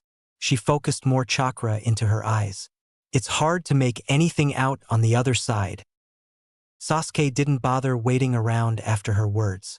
Instead, he just moved ahead of the others, and his teammates quickly followed suit along with the rest. Then everyone except Hinata paused as they passed through the gate. "Holy shit," Kiba whispered, glancing the near around the area. "Is this gonna be a 1,000-person brawl or something?" He observed the gathered shinobi and saw that while some looked to be fairly calm, most looked jittery and a few looked even downright terrified at what was going on. "If this is a free-for-all, we should stick together in the beginning," Shikamaru said, looking oddly serious for once. "It'll increase our chances of lasting until the end." They all silently agreed as they moved to the walls, putting their backs to it as several more shinobi entered through the gate. None of them spoke as tense minutes passed, which they used to gauge the other shinobi, but then everyone went quiet as the gates started to creak shut before they closed with an ominous boom. Pained cries were heard as they were flooded by bright lights, and he felt his heart hammer against his chest as a sudden roar washed over them. Blinking, he still saw nothing but the walls that surrounded them. "What the hell?" Kiba yelled, barely being heard over the roar. They saw the other shinobi begin to turn around, and when he followed suit, he saw the 9 Jinchuriki standing with them in front of the massive gate. Silence swept over them all as the middle figure stepped forward. "Welcome to the Shinobi Games," the enormous man said, his voice booming from several speakers. "For those of you who are participating or observing for the first time, I will start with its purpose and general rules. You have all decided to become shinobi for one reason or another, but you've been lucky to experience peace considering that our history is wrought with war." He paused, letting the words sink in. The games are an alternative way of showing force, providing the world a glimpse of up and coming talent from each village that participates. Here, you will experience a tiny fraction of what it means to be a shinobi, as well as to find out whether this is the life for you. He gestured to 4 shinobi at his sides. "The 9 of us will be the proctors for the games. Our word is law, and we ask you not to forget this. You are guests, but we will remove you if need be. And that brings us to the rules for the duration of the games. First, being a shinobi means putting your life on the line. You have all signed your waivers, but I will reiterate, there is a chance you will die. If at any point you wish to withdraw, you are free to do so without punishment. However, killing for the sake of killing is greatly frowned upon. And with that said, I will point out that the games run on an individual point system based on performance in each game. Unnecessary killing will result in point deductions. Second, there is to be no poaching. There exist bloodline limits, weapons, and knowledge that are sought after, and if you make it your purpose to take such things, you will be hunted down. And I can guarantee you will not leave this place alive. Every country and village has agreed to this." Sasuke swallowed nervously as the unpleasant thought of someone plucking out his eyes crossed his mind. He glanced at Hinata as the girl looked particularly frazzled by the words. "You will jeopardize your country's standing and future chances to partake in any games. Countries in the past have turned over those foolish enough to break this rule without a second thought, so keep that in mind. Now, as for what the Shinobi Games actually are, it is 4 different competitions which are randomly chosen and whose specific details vary year by year." He watched as the shinobi stepped back and the 2 at the far left stepped forward, a red-haired boy who looked to be in his mid-teens and a blonde woman who looked to be in her 20s. "The first event is the Shadow Games," the boy said, his soft voice drifting over them from the speakers. "There will be a change to the rules for this game. There is to be no killing or permanent injury allowed. If this rule is broken, you will be disqualified immediately. As a shinobi," the woman continued, "you will more often than not find yourself in the dark. The Shadow Games will give you a taste of what this means. Soon, each of you will pick up a scroll, and you will open it at the 12th chime of the bell, exactly at midnight." She glanced down at her hand. "That is in exactly 1 minute." Sasuke jerked back when a large scroll almost landed on him, and continued to dodge for several more seconds as the area was filled with them. As he glanced around, he noticed that they all looked exactly the same. He picked up the one at his feet. "They're not going to tell us anything else?" Ino asked, glancing around. "That's way too." "Quiet," Shikamaru said as he began to think. "We only have a minute. Shadow Games. The proctors might impersonate us," Shino suggested, "or some form of sensory deprivation." "What about the no killing?" Kiba asked. "Doesn't matter," Sasuke said before lowering his voice. "Do you all have code?" The bell started to chime, and the crowd started roaring in excitement as they counted down. Every ninja moved towards the walls and put their backs to it, all the while glancing around nervously, their hands prepared to open their scrolls. None of them bothered to say anything. The crowd was loud enough to simply drown them out. He had to admit that he was a little nervous. He'd never been on a battlefield like this before with so many other shinobi, but at the same time, he felt a small amount of exhilaration at the thought. He would finally be able to prove that the Uchiha were the strongest. 3, 2, 1. Tearing open the scroll, he prepared himself and then... silence. As he leapt out of the smoke, he wondered for a moment if he'd gone deaf, and whether that was part of the game. As he started to calm, he realized that wasn't the case, and his attention shifted to the fact that he now found himself in the moonlight. He was also completely alone. Glancing up, he saw enormous metal skyscrapers, but didn't have time to stare as he leapt into the shadows as something noisily approached. A few seconds later, he saw what looked to be a genin nervously stumble around the corner, and he glanced at their forehead protector, frowning when he didn't recognize the symbol. Waiting until he was sure things were clear, he examined the scroll he'd been given. Standard storage seal. He placed his hands on it and focused smoke chakra, releasing its contents. With a burst of smoke, 2 more scrolls were revealed, and he opened them before he raised an eyebrow at what he saw. A red turtle? And is that supposed to be lightning? He glanced between the 2 scrolls, feeling a little lost. What the hell am I supposed to do with this? Then the sky rumbled and it started to pour. Chapter 4. Pair of Jokers. Naruto watched as the smoke cleared, the only evidence that almost 1,000 ninja had been present. Glancing towards Gaara and Yujito, he nodded, bracing himself as they dispelled, but their memories from the past couple of hours still briefly disoriented him. That went a lot quicker than expected, he muttered, shaking his head clear. He glanced at B. It took ages for some of them to get the picture last time we did this. It's a good thing, B said, stretching his arms. 'Cause smart shinobi means better competition and some more bling for the gamblers. Anyway, we're shit out of luck. He just snorted, watching as the 3 walls disappeared and the observers on the other side eased their way forward onto the main road, eagerly awaiting the shinobi that were setting up several boards that would have information about the participants. I'd say Gaara's the one out of luck, he said. All the games this year include rain. B flashed him a grin. Heh, and the pussycat's gonna get nice and wet. And when she gets home, she won't resist being my pet. I think I've become immune to your pervertedness, he said, giving B a deadpan look. And I don't know if that's good or… Naruto, a gruff voice called out. B. They looked towards the voice and saw Han approaching them, a worried look on his face. Sup, number 5? The large ninja glanced at B and hesitated for a moment. I know you wanted to spend some time with your brother, but something's come up. I need you both to head towards River Country's border with Fu. Naruto and B glanced at each other. What kind of trouble is it that you need 3 of us? Naruto asked, frowning. I only need the 2 of you. Fu will be playing medic and messenger with her wings. I want to know what's going on and I want her to bring back some bodies. Were they ours?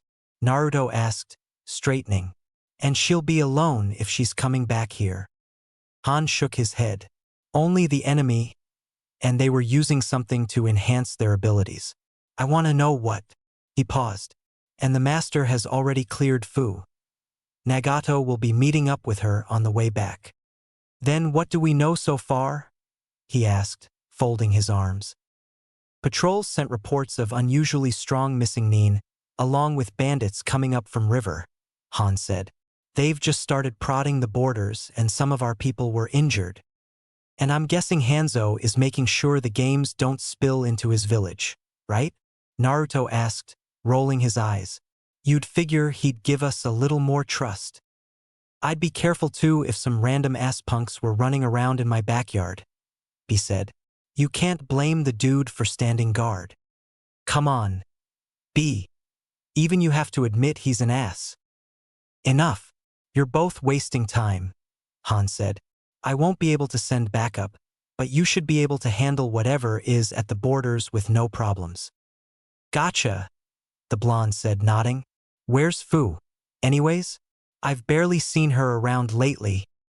Right behind you, she quipped, grinning as he turned around. And who's missing who now, huh? I'm not missing anybody, he said, rolling his eyes. I was just gonna say how peaceful it's been. Why you? I'm already beginning to regret asking you 3, Han muttered, shaking his head. But there's another reason. I spoke to the leaders of River. They've given you permission to enter the country if things turn out to be serious. You 2 are the last to go in terms of the games, so you'll have plenty of time to figure things out. He looked to Fu. You'll return immediately after patching up the patrols and return with the bodies and whatever they were using. Is that all? He asked. 'Cause if it is, I want to get this biz over with. Just one more thing, orders from the master himself. River was relatively quiet before this, so we have no idea what is happening, or whether it is even something big. But if you suspect that anyone you come across is part of Akatsuki, retreat immediately. Is that understood? They all nodded before setting off. That doesn't look safe to be near, Naruto said, grimacing as he looked down at the bodies. He stood staring down at 2 dead missing nin from the sand as well as half a dozen bandits. All of their pupils had become pinpricks and their blood vessels had turned a sickly purplish black, but their features were otherwise normal. He turned to the samurai that had led him here. And you say none of you killed them? No, sir. They dropped dead in the middle of battle. He held up a canteen. And they were drinking from this? Yes. Right when we started to push them back. He turned back to the others who were also checking the bodies. Looks like some sort of short-term enhancement drug, he said, grimacing again as he poured a little out and watching the thick black liquid fall like sludge. What else? He asked, looking back to the samurai. They had a visible aura of chakra, and even the bandits became strong enough to cause us a little trouble. The man paused. The ninja benefited more. They lasted much longer, and if we didn't have additional support, a number of us would have been killed, sir. That's a problem, he said, frowning. He turned around to look at Fu. You find anything else over there? She glanced back and shook her head. Nothing solid. I'll need an actual lab and Yujito's help. She placed her hand on one of the seals of her uniform and released a pair of scrolls. I'd guess that whatever this is, it provides a lot of chakra through the blood. It's probably what gave these bandits so much strength. He also released 2 scrolls before several clones appeared. Tossing them the scrolls, he glanced back to Fu. You want a pair too? He asked. These guys look diseased. Wuss? She said, rolling her eyes as she put on a pair of gloves.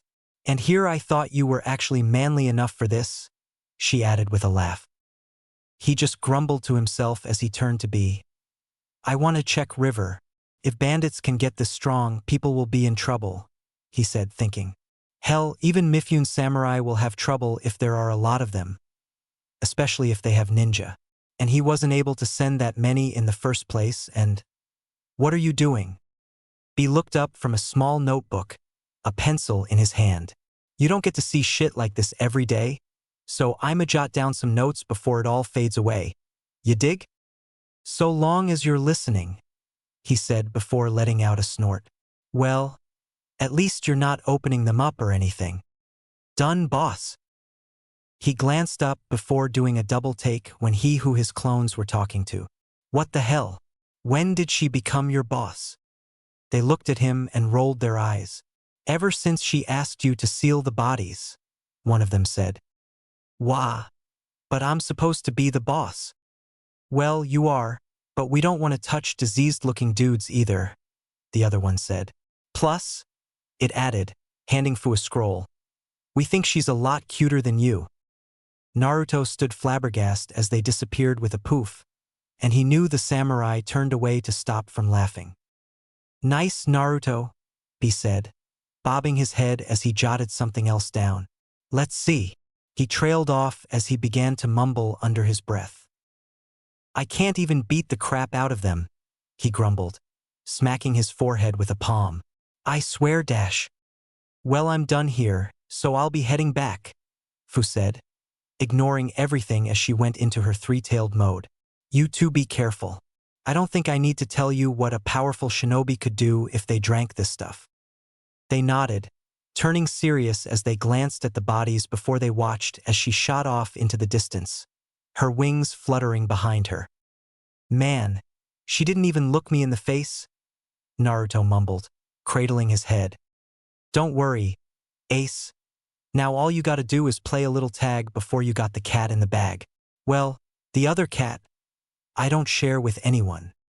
Naruto ignored him and let out a heavy sigh. Let's burn the rest of these bodies and get going. We can handle that, sir, the samurai said, giving a small bow. If you have something to do. No, he said, shaking his head. You guys deserve to rest up for a little while. We can take care of this crap. He turned to his remaining clones. Start burning them. He watched on as the clones cast basic katan techniques before he wrinkled his nose at the smell of burning flesh. Then he took a step back and blinked when they suddenly erupted into much larger flames. This crap is flammable? He said, glancing towards the canteen in his hand. Shaking his head, he tossed it towards one of the bodies and watched it immediately catch fire. Why the hell would you drink something like that? Looks like it goes bone deep too, he added as he neared, glancing over his shoulder. Nothing left of him, not even the toes of their feet, or even a shoe. At least we'll be able to use that to our advantage, he said, watching as the rest of the corpses were quickly burned. And we're done here, so let's go, he said, pressing one of the marks on his uniform and watching as blackness spread over his clothes. I want to get to the hidden valley. The two Jinchuriki didn't make it very far into river before they came across a burning village. You know the drill. Spread out and disperse yourselves if you find anything, Naruto ordered before he watched his clones leap away. Then his gaze darted between several bodies, more bandits.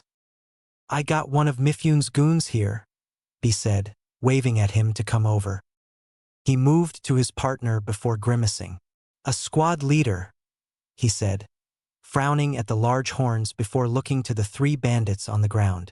Crouching, he took a closer look at the samurai. Now what's this? He muttered, his fingers tracing over the chest plate, which had several bumps along its smooth surface. Looks like something got him from behind. He squatted down next to him and grabbed the body by the collar, pulling it forward. What do you see? Naruto squinted. For holes in a straight line, right along the back of his heart. He frowned as he brought a hand forward. Too big to be senbon. He stood up. Could have been a futon. The holes are about the same size. He lowered the body to the ground. Could have been a doton or raiton too, he said, a slight frown on his face. Even the armor could let some pointy rocks or fingers get through. The blonde nodded slowly. Hard to say without knowing what affinity he had. Let's go. He stopped and turned his head. Hostiles. Group of bandits. Looks like they took their drugs. As they sped southwards, the blonde's head perked up. A couple of shinobi just arrived. Hidden Valley. They slowed down as they neared where the clones had dispersed and cautiously made their way past the outskirts of another tiny village, where a pair of valley shinobi waited. They both wore the same clothes, black with a light brown flak jacket that had a curved streak of blue through it. Those uniforms, the older of the two said, glancing between Naruto and B. You're from the Forbidden City. What the hell are you doing in our borders? Your leaders gave us permission, Naruto replied. Now, what's going on? The younger valley ninja raised an eyebrow at the blonde. I thought you guys weren't supposed to get involved with the other countries, he said, shifting his weight. The two Jinchuriki narrowed their eyes before they leapt backwards, dodging a hail of kunai that peppered where they had just been standing, and Naruto formed two clones while he moved further back into the trees. His copies intercepted the shinobi as the enemy leapt towards him, but their eyes widened as they were slowly overpowered. Boss, they're drugged. He dodged another pair of kunai that came from the woods, returning several of his own before he glanced at the two valley ninja, and he cursed inwardly as he saw the slightly blackened veins at the edges of their collars. Catch! He spun towards B's voice and leapt forward with a kunai, reversing his grip on it as a third assailant flew towards him back first. Their body crumpled over. Bracing the knife with the other hand, he plunged it into a kidney, and the explosive tag began to burn as he spun off to the side. A moment later, B landed next to him as the tag went off, and they watched as the ninja burst into flames. The drugged ones will be easy if you can tag him, he muttered before he threw a kunai at each of his clones. an explosive tag attached to each. The two Valley Ninja managed to leap back in time to escape the explosion unscathed before they turned around and disappeared into the woods. "Shit," Naruto snarled, glancing at B. "Do we follow them?" B just nodded and they immediately pursued, wary of their surroundings as they tried to catch up with their targets. They slowed as the trees thinned into a clearing that revealed a large river and several more shinobi. "You retards, why the hell did you come back here?" a pink-haired girl snapped. "I told you to lead whoever the fuck it was away." "Don't talk to me like that, you little bitch," the older Valley Ninja snarled.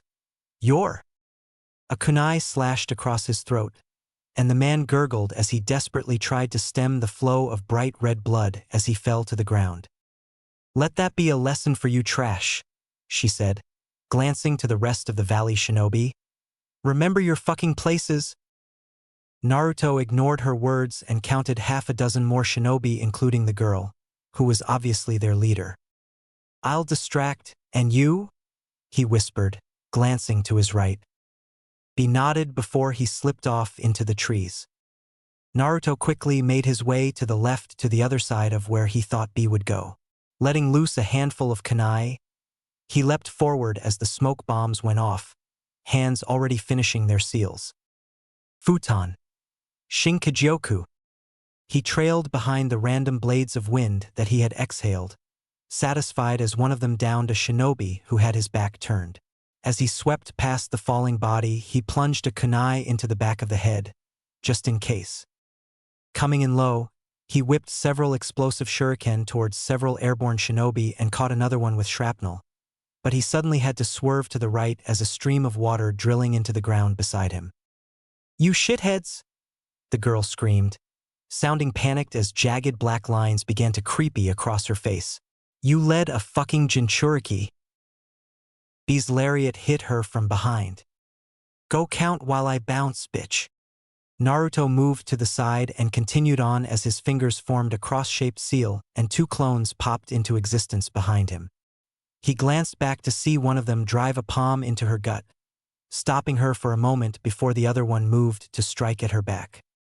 He looked forward as B flew past him, cutting through another shinobi with a sword, before he saw that the rest didn't hesitate to down their canteens.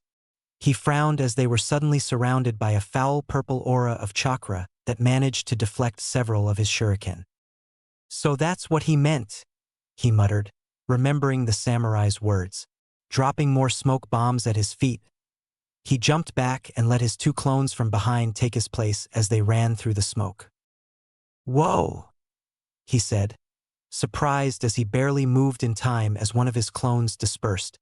It was the only warning he got as something ripped through the air, and he retreated before summoning a wall of clones.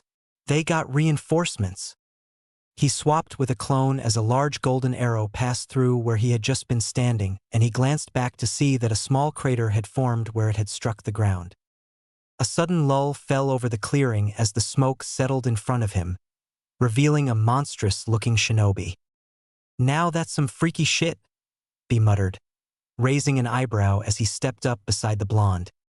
The newcomer wore the same clothing as the girl, an apron-like shirt that had a white yin-yang symbol just below a thick length of purple rope. Their body was muscular with 6 arms, which held a massive bow, and it had a third eye on its forehead between 2 horns. "If I didn't know any better," Naruto said, glancing to the nervous Valley Ninja, "I'd actually say that was a demon." B gestured to the girl on his shoulder. "She's got a seal on her neck at the back, so there's a good chance she'll be Tunin's super whack. And I don't have anything that can shut down something like that," Naruto said, frowning. "We'll have to be careful if we decide bring any of them back." They were interrupted when 2 more shinobi entered the clearing, both wearing a similar uniform, and the 2 Jinchuriki just stared as the middle of the 3 spoke. A boy that had grayish hair. "Tayuya got beat?"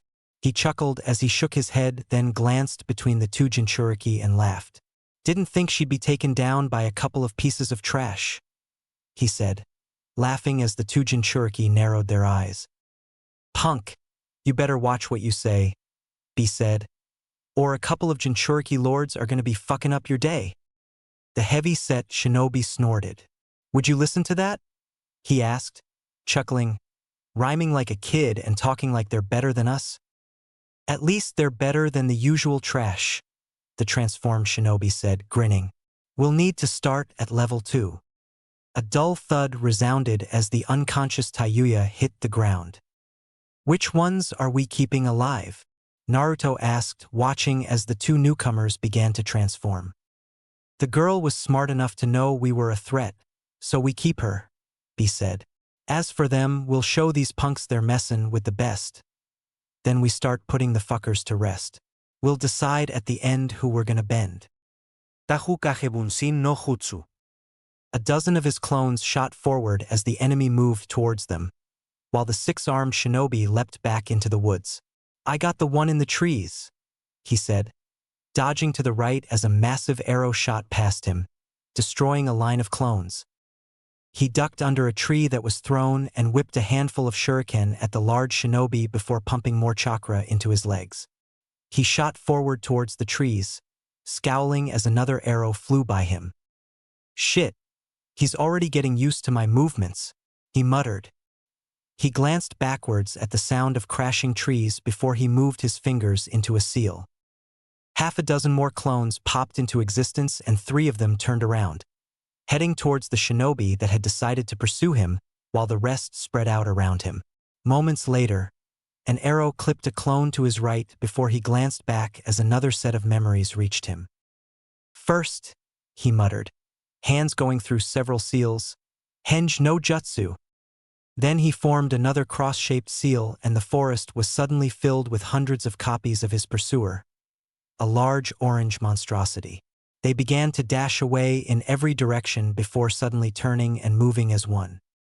Found you, he muttered as he headed towards a dense section of forest. Then he blinked at another memory. Shit, can't get hit with one of those. Might actually kill me, he said, frowning. He reached the shinobi in time to see him begin to cover himself in some kind of gold armor as 4 of his arms fended off his clones with hooked weapons. Then he perked up at another memory. What are you waiting for? He yelled to his clones.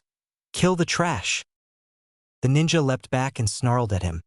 Another arrow with a drill-shaped tip already knocked back and Naruto almost laughed before the arrow was released and a clone took his place. A moment later, a loud roar of pain echoed through the forest from behind him. Killing your own teammate, Naruto said as he shook his head mockingly, waiting as another arrow was knocked back. You really are pathetic, aren't you? He watched the arrow go wide as the ninja was suddenly blasted forward by a Rasengan, and he frowned as the clone was killed as it tried to follow up. Damn armor, he grumbled, but he saw that it had at least cracked. Swarm and tag, he called out before immediately switching places with a copy. Leaping up onto the branches as most of his clones tried to pile onto the shinobi, he felt a little satisfaction as the enemy stumbled backwards, dropping his bow with a panicked expression at the dozens of hands that reached out to him. A clone eventually caught the shinobi's leg from behind and he fell, screaming obscenities as he fell under the rush of bodies, his own becoming covered in dozens of minor seals as his clones finally made contact. Moments later, he casually dropped down and walked up to the shinobi to meet their gaze. So, why don't you tell me what you're doing in River Country? Go fuck yourself, trash, the shinobi snarled. It's gonna be game over for you.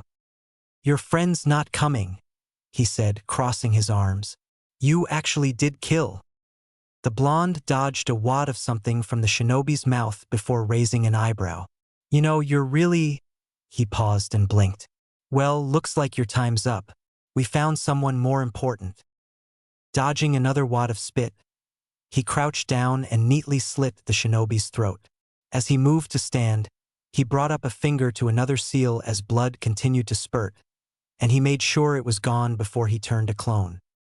Disperse and tell the others bring the big one to be. He turned and pointed again. You 3 bring him and follow me. We've got some questioning to do. Get anything from them? Naruto asked as he neared his partner, glancing towards the man's feet. He did a double take. Does that guy have 2 heads? Heh. Get this? They're brothers, B answered. And they're always stuck together. Creepy if you ask me, but whatever. He paused. Only got their names when we were duking it out, Sakan and Yukon. No idea which one's which.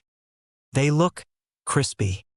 The older Jinchuriki smiled lazily. Punks tried to hitchhike on the Lord Hachibi and couldn't pay the price, so they're playing nice. He glanced down at the brothers. Shoulda took the smart one's lead instead of calling us trash. All she got was a nice little bash. You almost broke my fucking neck.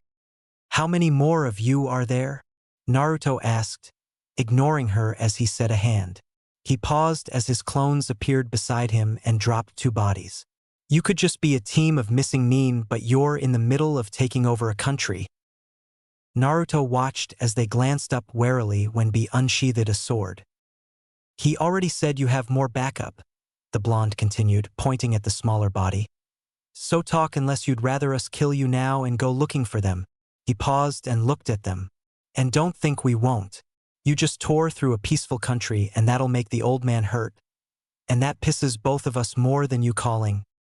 Both the Jinchuriki snapped their heads towards the woods as a slow chuckle drifted towards them. My, aren't you two quite the fearsome pair? Kakiki Mimaro. Naruto's mind had already started racing before she spoke up. He knew this was a dangerous shinobi. It felt like when he had first met Jiraiya, except this man wasn't trying to hide that he was dangerous at all. The man was practically showing off his own power. And he knew this shinobi could be part of Akatsuki. And you too, the white-haired shinobi said, their yellow eyes drifting to Taiyuya and the brothers. For you to fail like this.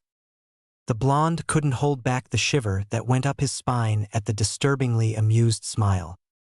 The master would be so displeased. You're the one leading all these punks? B asked, adjusting his stance. And those marks? I thought the Kagaya clan was sunk. And here I thought all of the Jinchuriki were thick-headed? The man said, and his voice suddenly hardened as he glanced at their prisoners. But it seems these 4 were the fools, letting things turn into this. He smiled. Despite the lucky outcome, I will have to punish you for your failure. Please, Lord Orochimaru. Naruto shot to the side, watching as B did the same as the Sannin flicked his fingers. A spurt of blood was all the young Jinchuriki noticed before their captives flopped over to the ground, dead. He fell back with B as a dozen clones rushed forward from a burst of smoke, each pulling out a kunai and exhaling on them, elongating their range with a blade of wind. They shot forward a moment later and reached the Sannin just as Naruto and B got to the opposite side of the clearing. But they suddenly had to duck and leap back as something whipped out of the forest in front of them. Then a deep, raspy voice sounded. Orochimaru. Naruto mentally cursed as a hunched figure walked out of the forest, their face hidden away behind a curtain of paper tassels that hung from the rim of a rice hat. His gaze drifted to the black cloak that was adorned with red clouds. You let them slip your name on purpose. What do you think you're doing, wasting time like this? Now. You know I couldn't let them be studied by just anyone, the Sannin said amusedly, leaping over the river before continuing towards them. My test subjects are to be studied by me alone, after all. You could have taken them without revealing yourself, the shinobi said, and you throw away your tools too easily. They still had their uses. Shit, the blonde muttered, glancing at B. He knew he'd slow down the more experienced Jinchuriki and just get in the way in this kind of a fight. Shit. Heh, the runt's got quite a mouth on him. Maybe I'll add his body to my collection after we're Tahu Kagebunsin no Jutsu. back to Rain. Naruto screamed with his own copies. Then he ran as fast as he could. Memories assaulted his mind almost the instant they had appeared, and he joined his clones in giving the newcomer a wide berth as he headed north. He didn't risk doing anything that would single himself out, so he just ran, zigzagging through the trees with the copies of him and B. Then he started to panic as Orochimaru and his partner continued to tear through his clones, and he was beginning to recognize his own movements in the distance. Tahu Kagebunsin no Jutsu. Another army of copies formed throughout the destroyed village he was passing through, and he started to breathe heavily, wondering why his limbs felt so heavy as B's worried voice sounded from his ear. He didn't hear it as he simply fell face first, tumbling along the ground before coming to a halt at the edge of the village. He winced as hundreds of memories flooded his mind at once before his body started to feel like it was burning. "B," he grunted when the man appeared next to him. Then he squeezed his eyes shut as his body burned even more painfully. "Fuck! Son of a bitch! How did they get you?" B asked, picking him up. "They didn't even hit you." Naruto tried to turn his head towards where a raspy chuckle sounded from, clenching his eyes shut in hopes of even just lessening the pain. "Maybe the Jinchuriki are as thick-headed as you thought, Orochimaru." "What the fuck did you do?" B asked slowly, crouching to set the blonde down as a red cloak of chakra surrounded him. "And you'd better tell me soon." In a flash, chakra engulfed the large Jinchuriki before disappearing a moment later, revealing a dark red silhouette with 8 swaying tails. "Else I'll kill you in version 2, B growled. Orochimaru smiled slyly as he stepped up beside his partner. "You!" He didn't finish as a massive skull with horns smashed into his chest, flesh and blood spraying everywhere as he was sent flying through the forest behind him. He spun around and brought up the skull to shield himself as something whipped towards him from under the other shinobi's cloak. Then he grasped the jointed tail in one hand, before bringing down his other to splinter it into pieces. "Poison, was it?" he growled, seeing something splash through the air. Then, he staggered back as something slammed into his head before he glanced to the ground and saw what looked like small pieces of rounded bone. He looked at the trilene as Orochimaru stepped out, revealing a fleshless chest and peeling skin around his head that revealed a bone-white face with purple markings. "Well, shit," he muttered. "Fighting 2 of you is gonna be such a bitch." The cloaked shinobi just chuckled. "Oh ho, this is the first time I've seen you injured like this, Orochimaru." Underestimating a Jinchuriki, "I've told you your arrogance would get the best of you." "It seems I was mistaken to let my guard down," Orochimaru said, annoyed. He glanced down and watched as new flesh slowly grew over his exposed ribs. "But this body truly is beautiful, isn't it? And to think that it almost went to waste." He glanced between the two and wondered what he could do. His thoughts drifted to his younger brother behind him. He'd be an easy target and something the Sannin and the other ninja could use if things started turning for the worst. "Yuki," he thought, "need some words here unless you like sushi." "We might have to split," the Hachibi replied. "We can't use the Baijidama or go 8 tails. Not with Naruto and possibly others." B's tails slammed into the ground around him, and then they pulled, splitting his body apart into 3.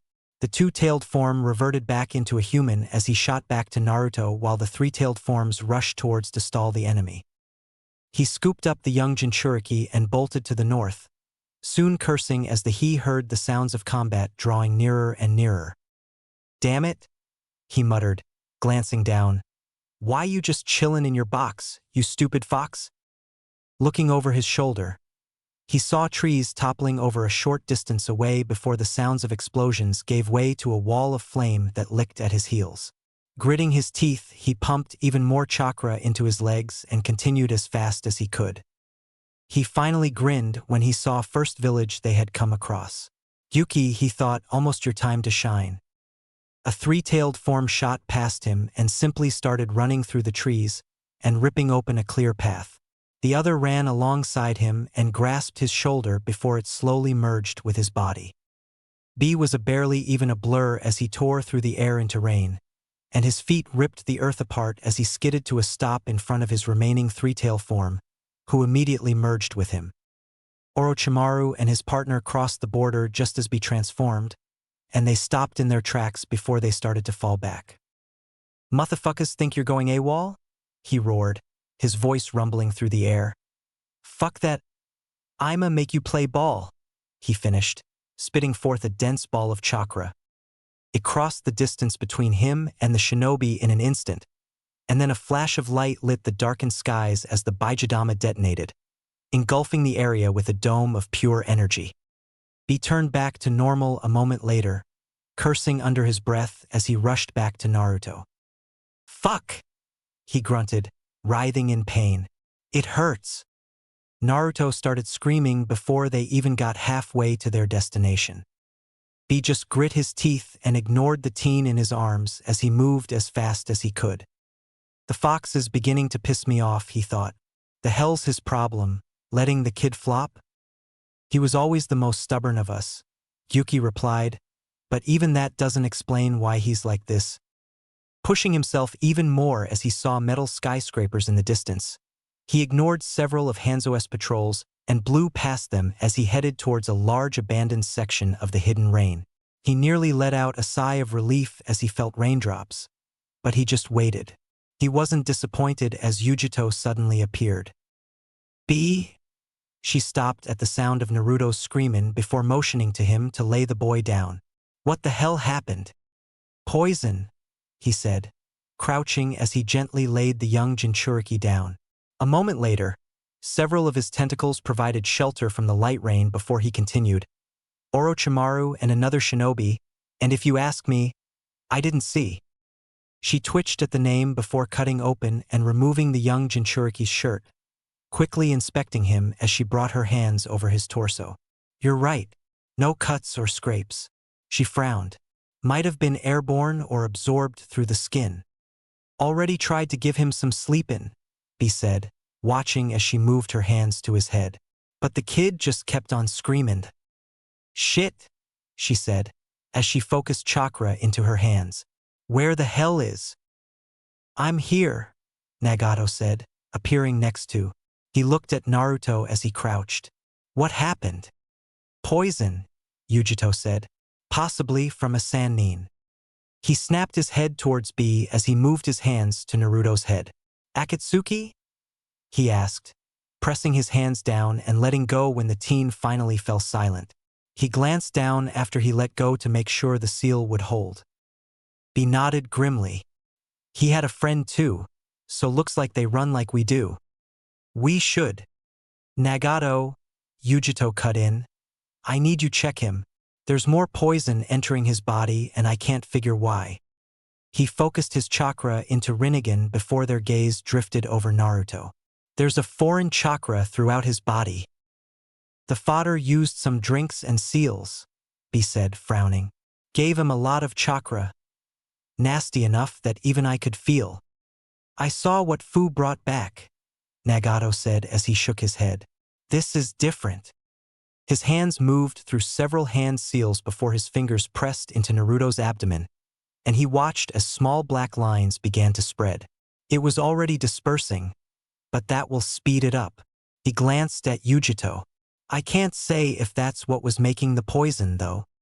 He turned to B again but then suddenly looked off to the side, just as Hanzo appeared.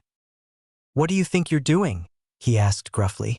"I never gave you permission to enter my village," he said, glaring at B before he turned to Naruto. He opened his mouth then stopped. "That looks like poison, close to some of my own." He turned to B. "Who just entered my country?" "Orochimaru and a friend," B said as he stood. "But they were long gone at the end. Looked like they were taking over river, but that plan went to the shitter." "That punk," Hanzo said, snorting. "I told him I'd kill him if he ever entered rain again. If you're gonna hunt the punks, feel free to invite Killer B." He paused. "And can you do anything about the kid?" "No," Hanzo said, folding his arms. "I don't do antidotes in the first place, and that poison will take a genius to figure out." He glanced at Yujito. "It's way out of your league, Nibby." "You think I don't know that?" she said, snarling over her shoulder.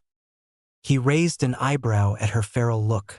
"If you're that scared of losing him, then I'd go look for the snake's old teammates," he said, looking amused. "The girl seemed like a good medic when I last saw her." He paused. "Though those skills might have wasted away like her fortunes." "You know that's pointless," Yujito said, looking back to Naruto as she continued to try and treat him.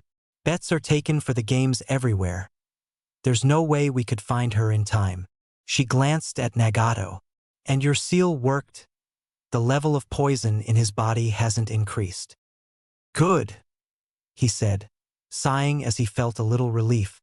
It's a start, but we still need to get him back to the city. The master should be able to help. You should take him now then, she said. I honestly can't do anything at this point. I'm completely in over my head, she said, frowning. The other medic Nin won't be able to do anything either. Nagato hefted the blonde in his arms as he stood, raising an eyebrow at Hanzo's sullen expression. The punks from your games better not enter Rain, he said, narrowing his eyes. I have to go make sure the punks aren't hiding. He glanced at B. Time to pay your rent for staying in my country. And for that crater. You won't hear me disagree, B said as he retracted his tentacles. But I call dibs on the punk that did this, he added, gesturing to Naruto. Han just turned around. Don't fall behind. Nagato turned to the Jinchuriki after they disappeared. You get back to your station. I'll get him to the master as fast as I can. The sage looked down at the last Jinchuriki he had welcomed into his home with a pained expression. His hand hovered over the blonde as he sat in his usual cushion, quietly murmuring to himself before glancing at his protégé. Excellent work with the seals, Nagato. He frowned. But there is little we can do at this point. The Uzumaki sat on the opposite side of the blonde. He watched as the old man raised a hand to the side and swiftly plucked a scroll that had been flying through the air. Then he frowned. It's too late to seal it away? Unfortunately, it has been inside him for far too long. The sage replied, We risk damaging his body and more at this point. He trailed off as he unfurled the scroll and brought out a brush from its wooden roller. He let out a weary sigh as he began to write. Nagato simply watched in silence as the brush flew across the paper, drawing unfamiliar symbols and figures. Moments later, the brush was put away. I'm sorry, Nagato, but I'll need your help again. He just bowed his forward and the sage reached out with a hand to grasp it. An instant later, his hands started moving on their own, and one of them pressed against the seal he had placed. Then the hand literally pulled the seal off, along with something that wasn't chakra. His other hand grabbed the scroll from the sage before he pressed clawed fingers into the middle of the symbols. Thank you, Nagato, the sage said, folding his hands in his lap. I don't know what I would do without you here. And we could all say the same to you, he said, smiling slightly before he looked down at his charge. That looked like you tore out a portion of his soul. The sage shook his head. Not his soul, but something else that affected it. It also would have eventually disappeared, but I believe its purpose was to slow the body's healing process. He let out another heavy sigh. I may have saved his life, but he will have to wait things out. I imagine it will be at least 2 or 3 days before we can allow him to wake, but he should begin to heal rapidly after that. There's nothing else we can do? Nagato asked, frowning as he folded his arms across his chest. I have done everything I can, the sage said. Unless you can reach Jiraiya to find Tsunade, all we can do is wait for him to heal on his own. And we both know you are far too busy to do that. Nagato frowned. But there is still a chance that Jiraiya might come here, he said, thinking. He was on Orochimaru's trail, and there's no doubt he'll find out what happened in River, at least from what B said. That is also something that has been troubling me, the old man said, frowning at the thought of the Sannin. Someone as powerful as him is willing to work with others, and having the resources to take over a country so quickly. He glanced at Nagato. And to use the name of Yahiko's old organization. They're using it to taunt us, Nagato said, his expression dour. Or make us suspicious of each other. Or there could be people who have had a change of heart, the sage cut in gently. People can always change, Nagato, for the better and for the worse. He bowed his head slightly and paused. I just don't like to think that it could happen to the people I knew. He sighed. Rain was our home. Destabilizing this They both looked at the door as it began to slowly creak open and saw Han walk in. "I've spoken to the leaders of River. The daimyo says he is going to stay for the rest of the games, but the Hidden Valley's head will be returning," he said as he walked towards them. "I've pulled some of Rashi and Yagura's men from the north to provide assistance." He sat down beside Nagato before continuing. "How is he?" "He just needs time now," the sage replied. "He will be fine. It's the river I'm worried about." "They were furious," Han said, grimacing. "I just got back from a meeting between them and Fire Country's leaders. The Leaf said they will also be providing assistance as well. The third felt it was the Leaf's responsibility considering who the criminals were. Maybe Akatsuki is trying to force us to expend resources," Nagato said. Han frovnid. "We'll have to wait until B gets back to find out exactly what happened in River. Right now, it's pointless to speculate. We still have the games to run." "You're thinking about that at a time like this?" Nagato said, frowning as he glanced to Han. "When a country has likely been decimated and after Naruto was just on the brink of death? We have an image to maintain," he replied, folding his arms as he let out a sigh. "And we have a responsibility for all those who are attending. If we start to fall apart now, you and I both know what will happen. We must keep a level head, Nagato." "Han is correct," the sage said quietly. "That may even be Akatsuki's ultimate goal. If they plan to tarnish the name even further, the destabilization of what you have all achieved. Ninja are already flocking to the larger villages as the more minor ones move to demilitarize. With what happened in River, things will already begin change. Even the smaller villages will begin to worry." A tense silence settled around them before Han shifted in his seat as he glanced to the unconscious blonde. "If this new Akatsuki decides to move again in a direct manner, Naruto will be an easy target if he can't make contact with the Kyuubi," he said. "Despite his brilliance as a ninja, he will end up being a liability in combat. An enormous one, given what we've already seen." "None of us can deny that," Nagato said, following Han's gaze. "And he tries so hard. And for all we know, Naruto may never be able to reach him," the sage said, his eyes settling on the boy. "The fourth Hokage's seal is proof of his genius and his love. He did what any father would and placed his trust in his son." Chapter 5. Looking underneath the underneath. Gatsuga. Kiba smirked when he felt solid contact with the shinobi, sending him flying across the room into a wall before he crumpled to the floor. "Nice, Akamaru," he said, grinning at the dog. "The timing was perfect." He moved over and snatched up the scrolls that the ninja had before he spun around, sniffing the air. "You might as well come out," he said, turning to one of the room's doors. "I can smell you from here." A young kunoichi came stumbling out and his gaze drifted to the key was engraved on the girl's forehead protector. He briefly glanced to her hair and felt a pang of worry as he was reminded of Hinata. Please don't hurt me," she said, glancing nervously to the unconscious shinobi against the wall. I saw what you did to him," she said, wincing. "I don't want to end up like that." He frowned. "What village are you from?" "Never seen that symbol before." "The Hidden Lock? We're a minor village." He sniffed the air again and knew that she was genuinely nervous. "You have any idea what we're supposed to do with these?" he asked, waving the scroll he had picked up from his opponent. She shook her head. It's my first time here." She let out a nervous laugh. "When the lights went out, it took me so long to figure out what was going on, and then my teammates started yelling at me and then—" "You're rambling," he said, and he couldn't help but grin a little. "Toss your scrolls over there," he said, gesturing to the wall at his left.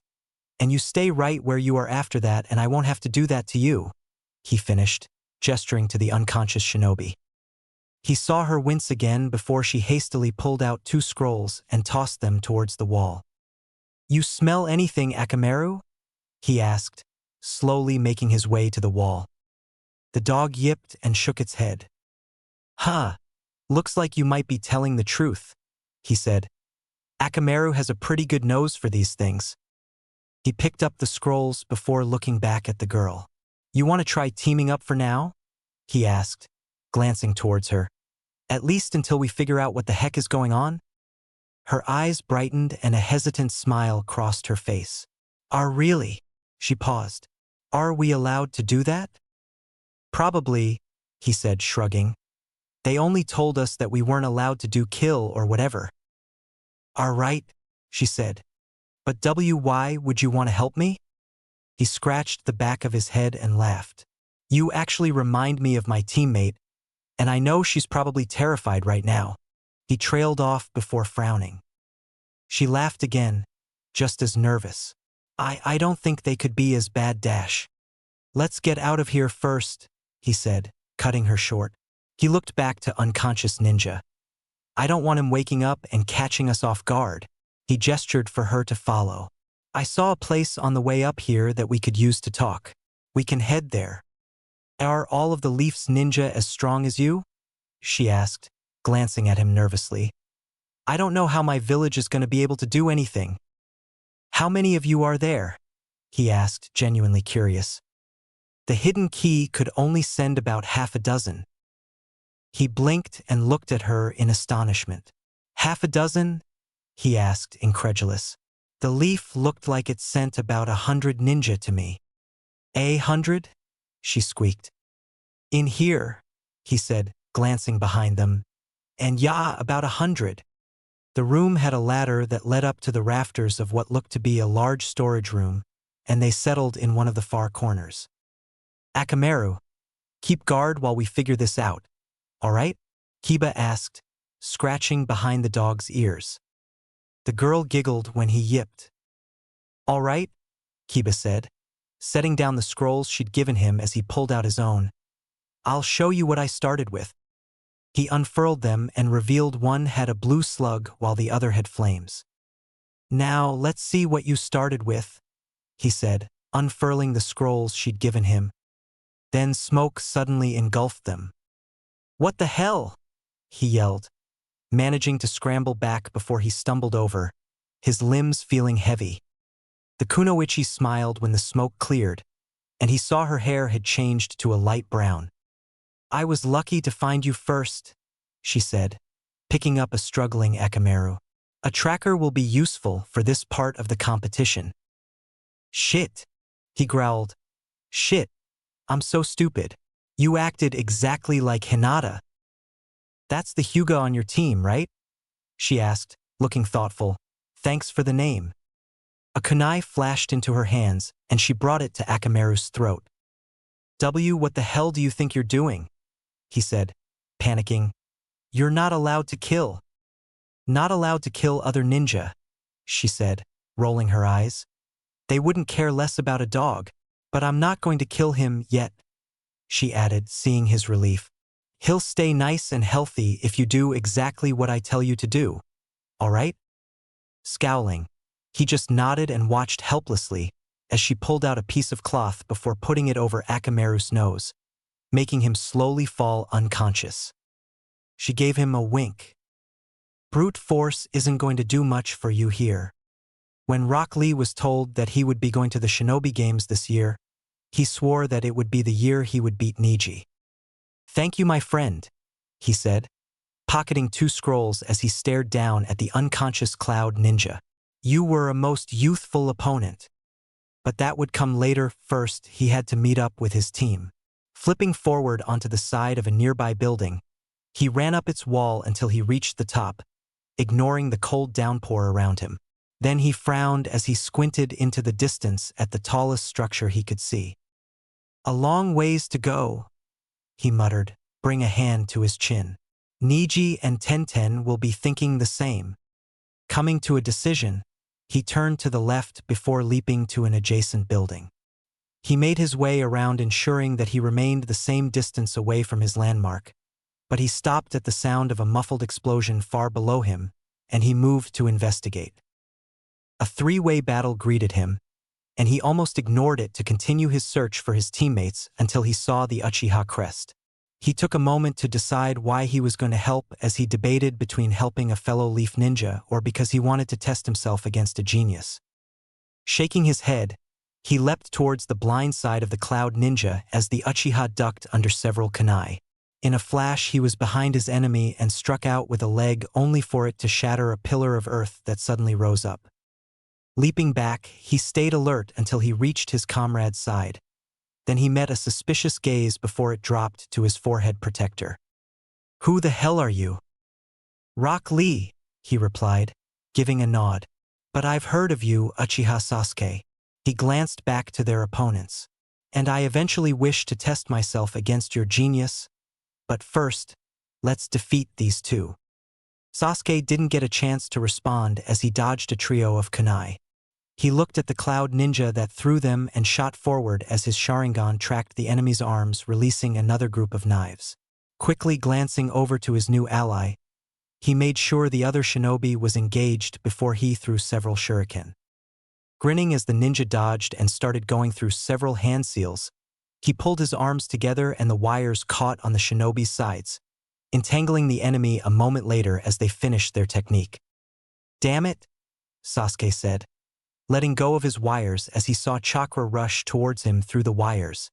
His fingers flew as the ninja started to free himself, and then, Katon.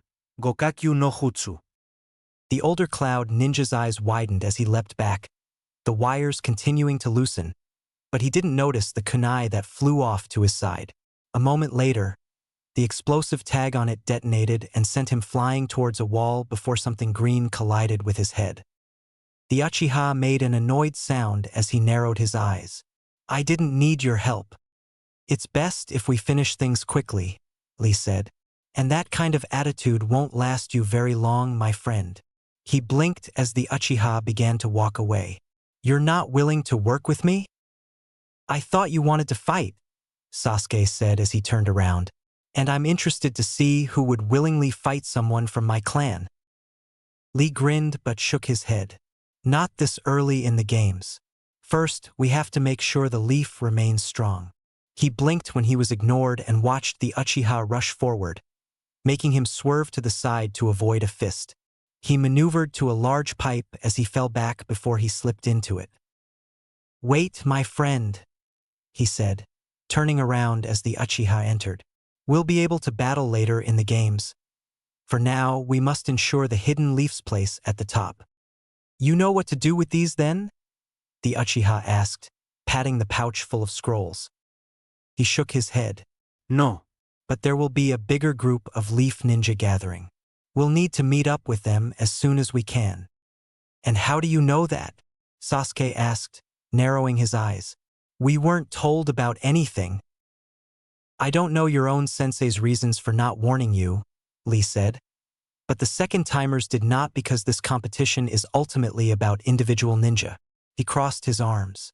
"I told you already that I wish to fight you, and I will.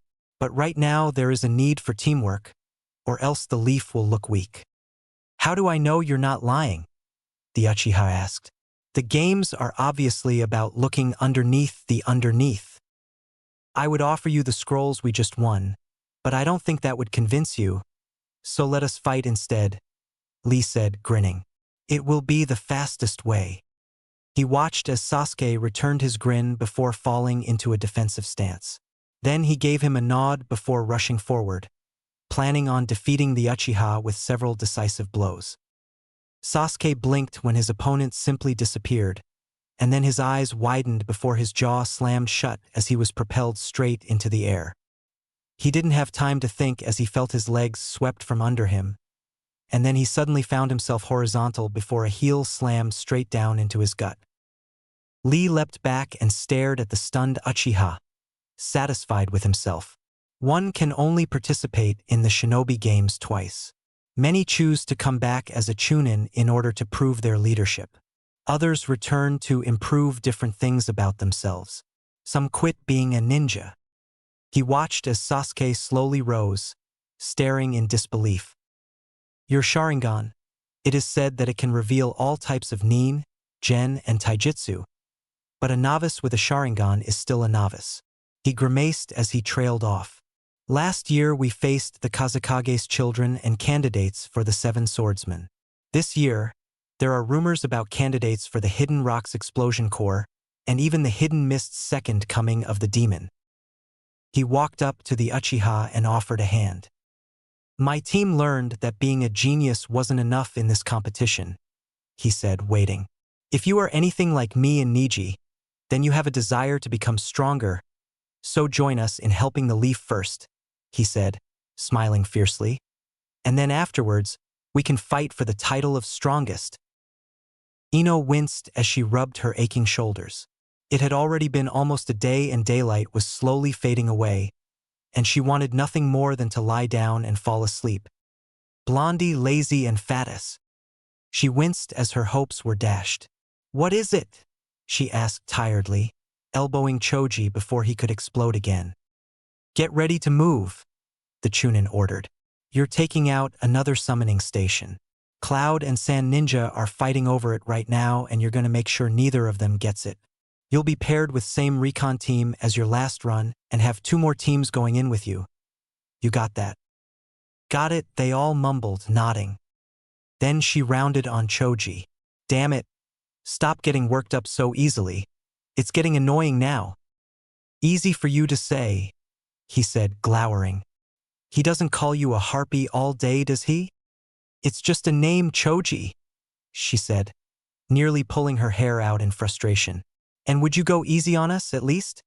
She asked, seeing their partner team in the corner of her eye. It's not like you're Sakura. Have you seen what kind of position she's in?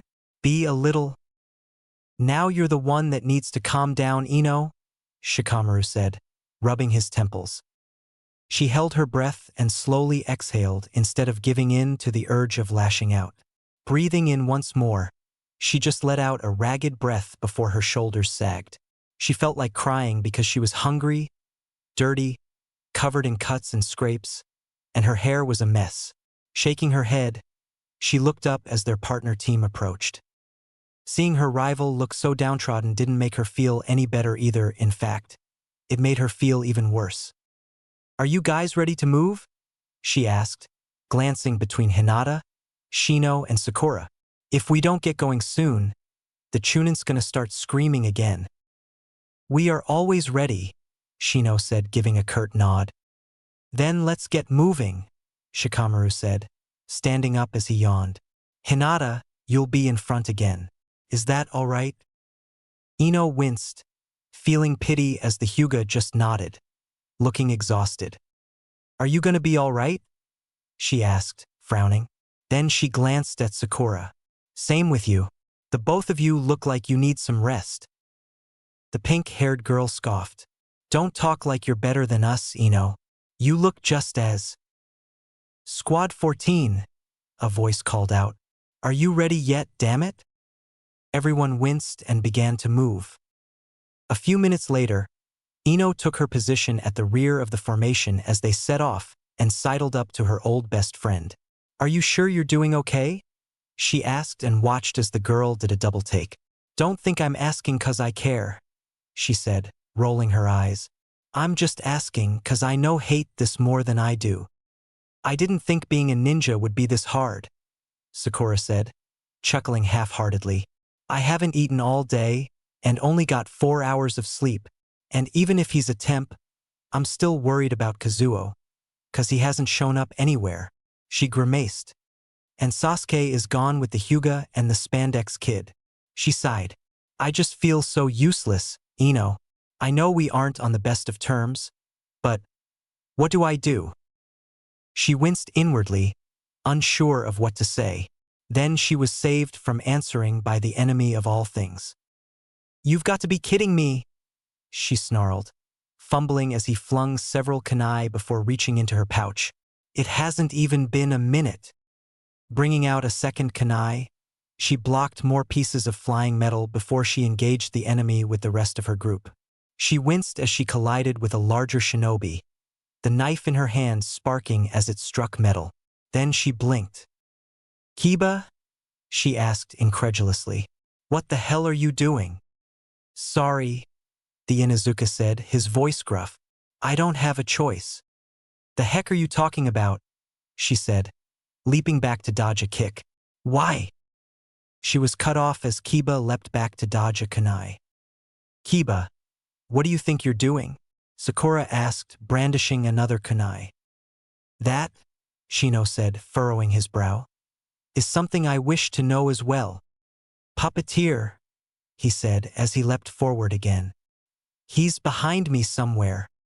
Leave it to me, Shino said, stretching his arms forward and sending his insects into the dark to follow the strings of chakra.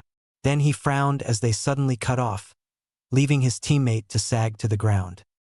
Kiba, she said, running up to him as the rest of the sand ninja retreated. Are you okay?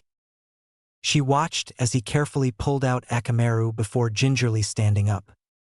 Yeah, I'm fine, he said. Just tired. Me and Akamaru need to rest. She was about to speak up, but a chunin from the base landed next to them along with 2 genin. Nice Aburame, the older ninja said. That's the 3rd one you've scared off, and sorry we're late. Didn't expect them to ambush you this close. He frowned. They must be winning at the station then. They were sent to slow us down, Kiba said, nodding. They've been ambushing teams everywhere. Ino didn't feel as bad about herself when she saw how bad the Inuzuka looked. She noted the deep bags under his eyes and that he just looked downright miserable. Even Akamaru looked dead tired. First timer got it rough. Looks like, the chunin said. He glanced towards the rest of the squad. Hyuga, I'll need you to take a look before we take the tracker back to rest up. Okay, Hinata said softly, activating her Byakugan. What is it? The chunin asked, frowning as her eyes widened slightly. And nothing, she said, blinking a couple times. He just looks like he's out of chakra. I don't know how he's still standing. Oh, is that all? The chunin said, blinking. Don't worry. We've scrounged up plenty of rations for you to chew on, he added, laughing as he smacked Kiba's shoulder. Then we got some work for you to do. He looked to the rest of the squad. The rest of you go and harass the sand as much as you can. We might still be able to keep the station out of their hands. She nodded and turned around to follow orders, but stopped as Shino put a hand on her shoulder. Hinata lied, he said quietly. That was not Akamaru. He paused. Will you take a look? She blinked and glanced back to Kiba with several questions racing through her head. Then she came to a quick decision. Shintensin no jutsu. Hyuga Niji grimaced at almost going deaf again as a loud explosion of chakra sounded right by his ear. His fingertips quickly moved up to brush the hand away from beside his head, but he had to leap back as a second fist came from below. Damn Byakugan, the rock ninja said, scowling. You'd have taken that hit completely. He ignored his opponent as he saw Lee and the Uchiha fighting behind him with the other candidates for the Explosion Corporation. Then he leapt forward, neatly dodging a kunai that came from behind as he brought his hands up as he glided off to the side. He cursed as his opponent spun away as he tried to tap the tenketsu in their shoulder. Then he was flung back as an explosive punch filled the air between them. As persistent as always, he said, standing straight after landing on his feet. Then he smiled smugly. But you might as well give up now.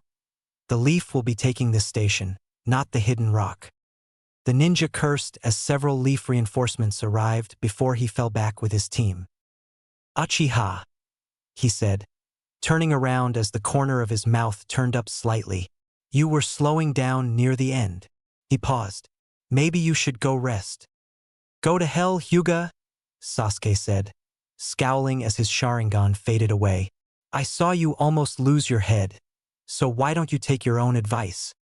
He watched amused as Lee showed his usual post-battle excitement and enthusiasm. A part of him felt guilty for replacing Tenten, but the potential for this team for the Leaf was too much to pass up. And at the very least, it looked like he had found a decent training partner for when they returned home. Then he blinked as a Chunin started speaking. Team 1, the man said. You'll head up and secure the station.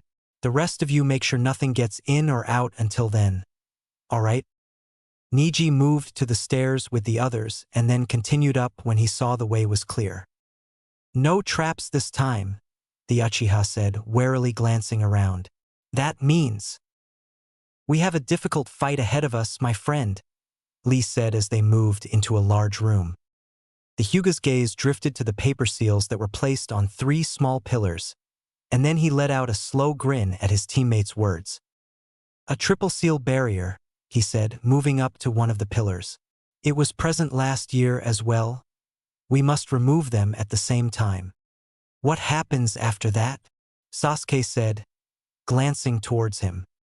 A most youthful experience, Lee said, grasping a corner of one of the seals.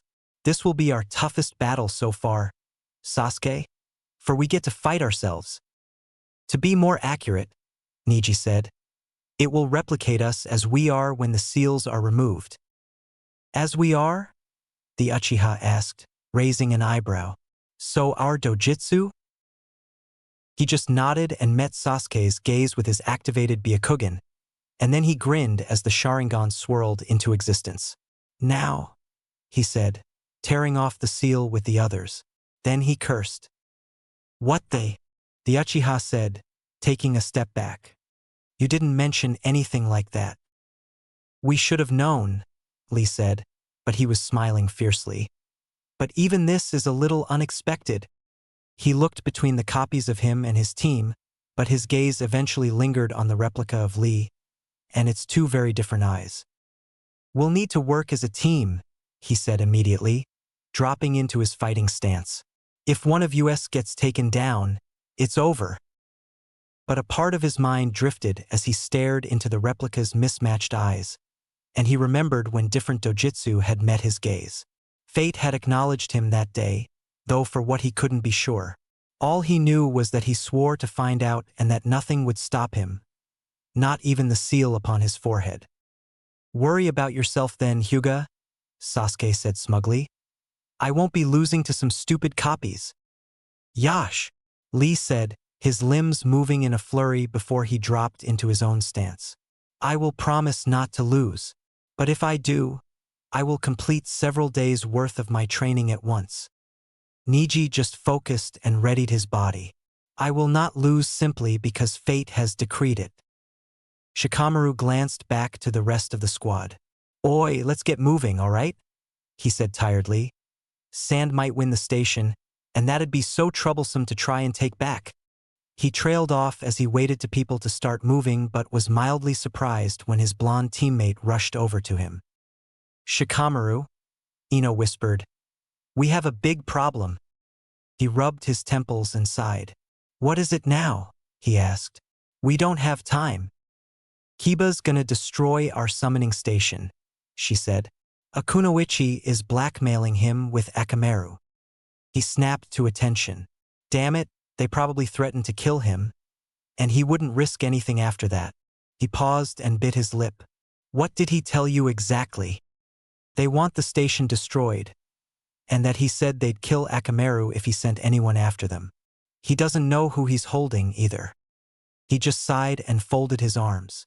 And for all we know, she could be telling the truth. He cradled the back of his head with both hands. So troublesome. He glanced over at Shino as he walked up to them. There was no one else except the Sand Ninja and whoever is impersonating Akamaru. Shikamaru bit his lip again. We still have our own mission. The Aburame frowned. And I do not know what the Chunin would think if Kiba was found to be a traitor, despite his circumstances. He huffed and scratched his head in frustration. We don't have a choice right now.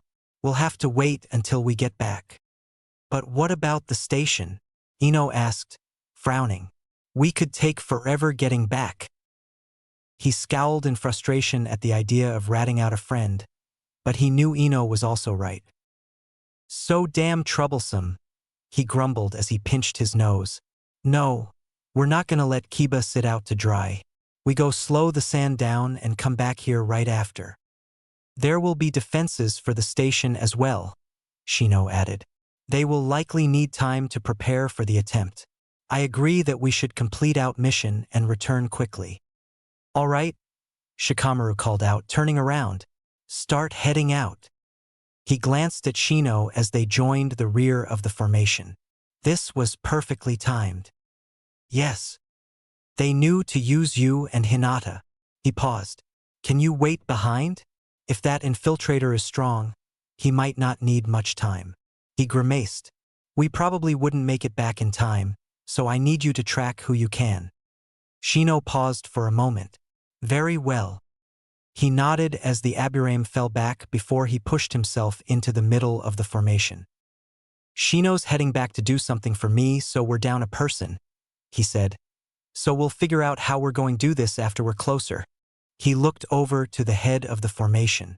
Hinata, we'll need you to keep your Byakugan open. Do you have enough soldier pills?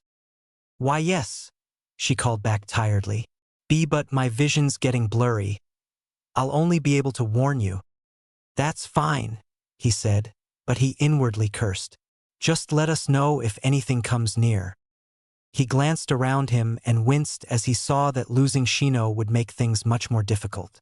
Still, he couldn't leave Kiba like that. Hinata, you'll stay in the rear and support me and Choji with Sakura and Ino, he said, glancing around. Everyone got that? They shifted positions in a flash and continued on towards their target. "Eye incoming," Hinata said as they neared a twisted metal skyscraper. 3 contacts. The group dropped to the ground as 3 rock ninja appeared. Fuck, it's another Hyuga, one of them said as a kunai flashed into his hand. Shikamaru rushed the leftmost one as the enemy ninja jumped apart. He smirked when he saw Choji's kunai flash by his shoulder and then put his hand together into a seal. Kagemane no Jutsu. He watched his shadow leap forward as the enemy dodged the kunai. Success, he muttered under his breath. Then he immediately yelled, Choji! The Akamichi flew forward before rolling into a ball that blurred as it hit the frozen rock ninja, sending him tearing along the ground after. He winced when the ninja didn't get up. And he's still angry, he muttered as he threw a pair of kunai. So, damn, troublesome. Tenten scrambled out of her bunk at the sound of yelling and explosions, blinking and rubbing her eyes before she could focus. Why now? She muttered. Jumping to the door, looked down the corridor. She blinked in surprise. A ninja her age stood at the end, and she noted the white hair and purple shirt. Her gaze dropped to the forehead protector around his waist, then to the massive sword in his hand. Crap, she muttered, unfurling the scroll on her back. The corridor was filled with projectiles and smoke, and then she leapt back when the seal was emptied and unfurled the scroll further. A warbled chuckle filled the corridor.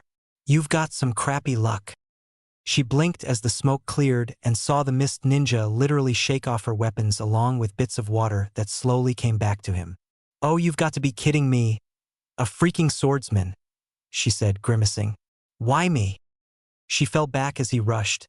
She caught a glimpse of the sheet of explosive tags as the massive sword swept by, barely missing her. Shit! She screamed, her ears ringing as some of the tags detonated. She stumbled back and barely ducked as the mist ninja lunged towards her head. She heard an explosion and felt the broadside of the sword slam down onto her head. Wobbling, she unfurled a scroll and released another hail of weapons. She jumped back with her ears still ringing and tried to clear her head. What the hell was that? She muttered, wincing as he touched the top of her head. I'm surprised you're still standing, the mist ninja said, walking out of the smoke completely unscathed. He paused and hefted the sword on his shoulder. I've been getting everyone with that today. She eyed the massive weapon, frowning as almost half of the sword was covered in explosive tags. Then she bit a thumb and smeared the blood on one of the corners of her scroll's seal before she released it. She aimed another stream of projectiles, but these ones had small red spheres stringing behind them. The mist ninja narrowed his eyes and his sword sunk into his shoulder as he brought up his hands. A moment later, steam hissed everywhere as flames met a wall of water. Hey, you trying to actually kill me or something? The mist ninja asked, annoyed. Says the one who a walking explosion, she said sarcastically. She paused as she wiped her blood on another part of the seal. How the hell did you get in here with that thing? I was actually on my way out, he said. And don't go disrespecting the sword. Someone so simple like you wouldn't understand. You talk just like Niji, she said, sighing. And I hoped he'd be the last. She focused her chakra and another wave of projectiles flew. Then she blinked when the enemy blasted off towards the side, dodging the hail of weapons. Cursing, she leapt back as he rushed towards her and brought the paper edge down towards her from above. She spun off to the side and leapt away backwards, dodging the sword and the explosion, and then she blinked when the explosion stopped the sword in its tracks. She didn't even have time to shout as she unfurled her scroll even further before releasing its contents. Grimacing, she held up a pair of metal tonfa and braced herself as the broad edge of the sword was rapidly propelled towards her by the exploding tags on the other side.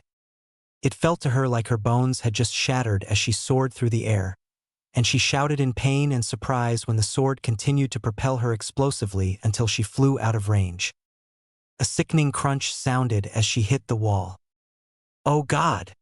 She groaned as her arms throbbed in pain. Definitely fractured. I'm impressed, the Mist Ninja said. You did it late, but you read Shibuki, the most unpredictable sword. He paused. I didn't think there was anyone like that this year. He paused. Well, except me, he said, smiling widely. Hozuki Suigetsu. She grimaced at his sharpened teeth, and then paled at the name. You're related to Mangetsu, the one that mastered all of the swords. She glanced at his weapon. No wonder it's the perfect weapon for you. She laughed. The vibrations and even the blasts wouldn't break your body. Well, aren't we just a smart one? He said, grinning widely. Too bad you aren't in the mist. We still have another sword that needs a good partner. You see? Gee, go to hell, she said, slumping over. If she were to be honest, she envied the ninja. To have a weapon like that was the dream of any shinobi like her. You're lucky I'm not allowed to kill you, he said, a single tooth showing as he grinned. But maybe in the next games I can. The swordsmen have a reputation to keep up, after all. Wait, she said as he began to walk away. Were you serious about the sword? Of course I was, he said, laughing over his shoulder. Do you think we'd trust just anyone with them? She grew way as a sly smile crossed the ninja's face. Though, if you were to prove you would stay loyal, he said lazily, then maybe. He shrugged. It's not like you're the first to be offered one. You'd be the first of a lot of people to die from other villages. He smiled again. But then again, those that do get a chance to use one never want to leave. She watched him spin around to block another leaf ninja before he started blasting his way through the corridor. Then she flopped onto her back and winced before her thoughts drifted. She blamed the fatigue for even entertaining the idea. But it was also her second and last time here, and she found herself replaced by an Uchiha. I just miss them is all, she muttered. We'll be back together afterwards. She stared at the ceiling. Still, she whispered, 10 of the 7 swordsmen. She just smiled and giggled to herself before closing her eyes. Then she grimaced at the sounds of distant explosions. Shino didn't know whether to frown or smile as Kiba snuck out of the base alone. He decided to tag his teammate from a distance with his hive before following. Then he did frown when it started to rain again. It was almost beginning to annoy him. He slowed down as Kiba stopped and stayed out of sight, and he waited. It wasn't long before his hive informed him of another shinobi, and then he followed them away from the heavy areas of fighting. When he arrived, his hive told him of 3 chakra signatures, and that they recognized one as Kiba's. He wanted to be thorough, so he patiently asked his insects to drain their chakra while he waited until he was sure he would succeed. Then he heard shouts as his hive swarmed over the people in the large room. I suggest you stop struggling, he said, walking in through the door. I have drained you of your chakra. Damn, a kunoichi said, squirming. Didn't think you would actually keep someone back, she grimaced. And it had to be bugs too. He glanced at Kiba, who had passed out earlier, as well as another unconscious shinobi. Where is Akamaru? That's not how this game works, she said, chuckling. You gotta give me something in return. Information's never free here, Shino. She paused. And we could always deal separately, you know? He frowned. Explain. I'll give you information to help boost your own standings if you let me go and forget the Inuzuka. You are not fooling anyone, he said. You know I wouldn't make that deal. She laughed. You're right, of course. Just like Kiba said. She smiled. Then how about if you let me go, I'll give you him and the dog back. And you'll still have the person responsible. He glanced to the unconscious kunoichi. And why should I take her instead? Her smile got wider. I could give you an edge in the later games, she said. And keeping your word is just as important as keeping information. So I'll hold up my end of the deal. She laughed sheepishly. And I'll be embarrassed I get caught. He thought for a moment. You've been drugging them. Maybe, she said. But either way, the only ones who know who's who is you and me. He frowned again. He wasn't sure what to do. His observations had long ago told him that this was ultimately an individual competition, and having an information source like this would be invaluable. But still, he had other priorities. As useful as that would be, he said, voice unchanging, I cannot. The leaf comes first. Fine, she said, sighing. I'll give you information to more than make up for your lost station. She paused to give him a moment to think. You'll get your leaf back into the standings while you look good, and you'll have me to use later on. All I'm asking is for you let me go and not to send anyone after me, she said, shrugging. I can't offer anything better. He hesitated for a long minute. If you can prove you are telling the truth, I will agree to your deal. Won't be a problem, she said, but you better hold up your own end of the bargain. Otherwise, I'll make sure word gets around about you and your double-crossing. Very well, he said. I wish to know about Akamaru first. All right, she said, sounding oddly serious. She gingerly reached for a scroll, and he let her unfurl it, and she hastily wrote something on it. This is the location of the dog from here. If what Kiba told me is right, then your bugs should be able to find him while we talk. Then what else can you tell me? Your power team was in the middle of getting another station from what I heard, she said. Then she grimaced. And I have information on another station for the leaf, plus the location of another villages. He considered her words. You have a deal, he said. Now tell me everything. Sasuke grunted as he blocked another kick that almost blindsided him. Damn it, he said, grunting as he flew backwards. Why were the other ones so easy? Isn't that obvious? Lee asked as he tried to sweep his replica's leg. It's the power of all our youth. The Uchiha reached into his pouch and whipped a pair of shuriken forward, and yanked the wires when the copy dodged, but he cursed when it neatly escaped those as well. The three-leaf ninja fell back for a moment. We're going to burn out like this, he said, turning his head to Lee and Niji as he kept an eye on the enemy. His movements are too efficient. What do you suggest then, Uchiha? Niji asked, panting. You've been useless just throwing things around. He scowled. I just need him to stay in the air. Can you manage that, Hyuga? The clone leapt forward before Niji could retort. Sasuke flung a handful of kunai and flipped over to the side, narrowly ducking a heel that swept over his head. He winced as the foot dropped down and brushed by his bangs before he saw Lee rush forward with a fist reared back. The clone spun around and met the punch with its own before it stopped and jumped straight up, seeking to drive a knee into Lee's chin. Sasuke lashed out with a foot and winced as the clone twisted its hips and blocked with his rising knee.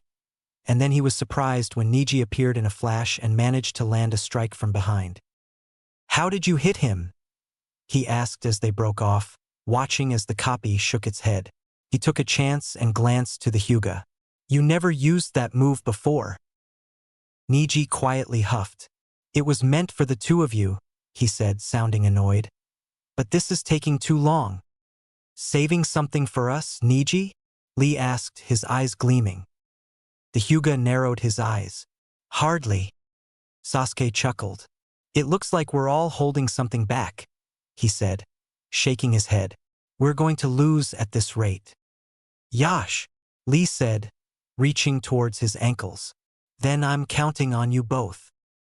His jaw hung slightly open when the weights dropped to the ground, shaking the room before the spandex-clad ninja disappeared, only to show up behind the copy and send it flying towards them with a kick. Niji, Sasuke. He blinked out of his reverie before rushing forward, Sharingan blazing as it tried to track the enemy's path. Flipping forward as he dodged a fist, he pulled out 2 shuriken and let them fly as the clone turned to track him, and he watched closely as the Hyuga appeared just like before to reach out to the back of the clone's head before his hands turned into a blur. He immediately crossed his arms as the copy stumbled, watching as Niji ducked the wired shuriken as they whipped around their opponent. Grunting as he landed, he swung his arms overhead as he saw Lee dash forward to sweep the opponent's leg, and then the clone was airborne, wrapped in his wires. Lee! He called out as his fingers began to move. The taijutsu expert blurred and leapt skywards, stopping as he floated behind his opponent. He turned the struggling clone upside down before he started spinning as they headed towards the ground, just as Sasuke finished his hand seals. Katon, Rayuka no Jutsu. His fingers continued to flip through seals as fire raced along the fine strands of metal, and then he finished his second set of seals and exhaled straight into the sky, watching Lee break off. Katon, Gokakyu no Jutsu. Roaring flames struck the clone as he leapt off to the side feeling exhausted. He didn't bother to cover his face as heat washed over him when something collided with the metal floor. He stood warily and waited a moment, still cautious. The flames cleared, revealing a burned body that crumbled away into a pile of dust and a piece of paper. Sasuke almost smiled when it slowly burned as well, but he turned to the others in thought. They had pulled out their aces, and, though he didn't want to admit it, he knew he was outclassed. But still, he muttered under his breath, maybe. His thoughts drifted to distant memories as he watched an enthusiastic Lee and an annoyed Niji, and for the first time he wondered if he had finally found people strong enough to call friends.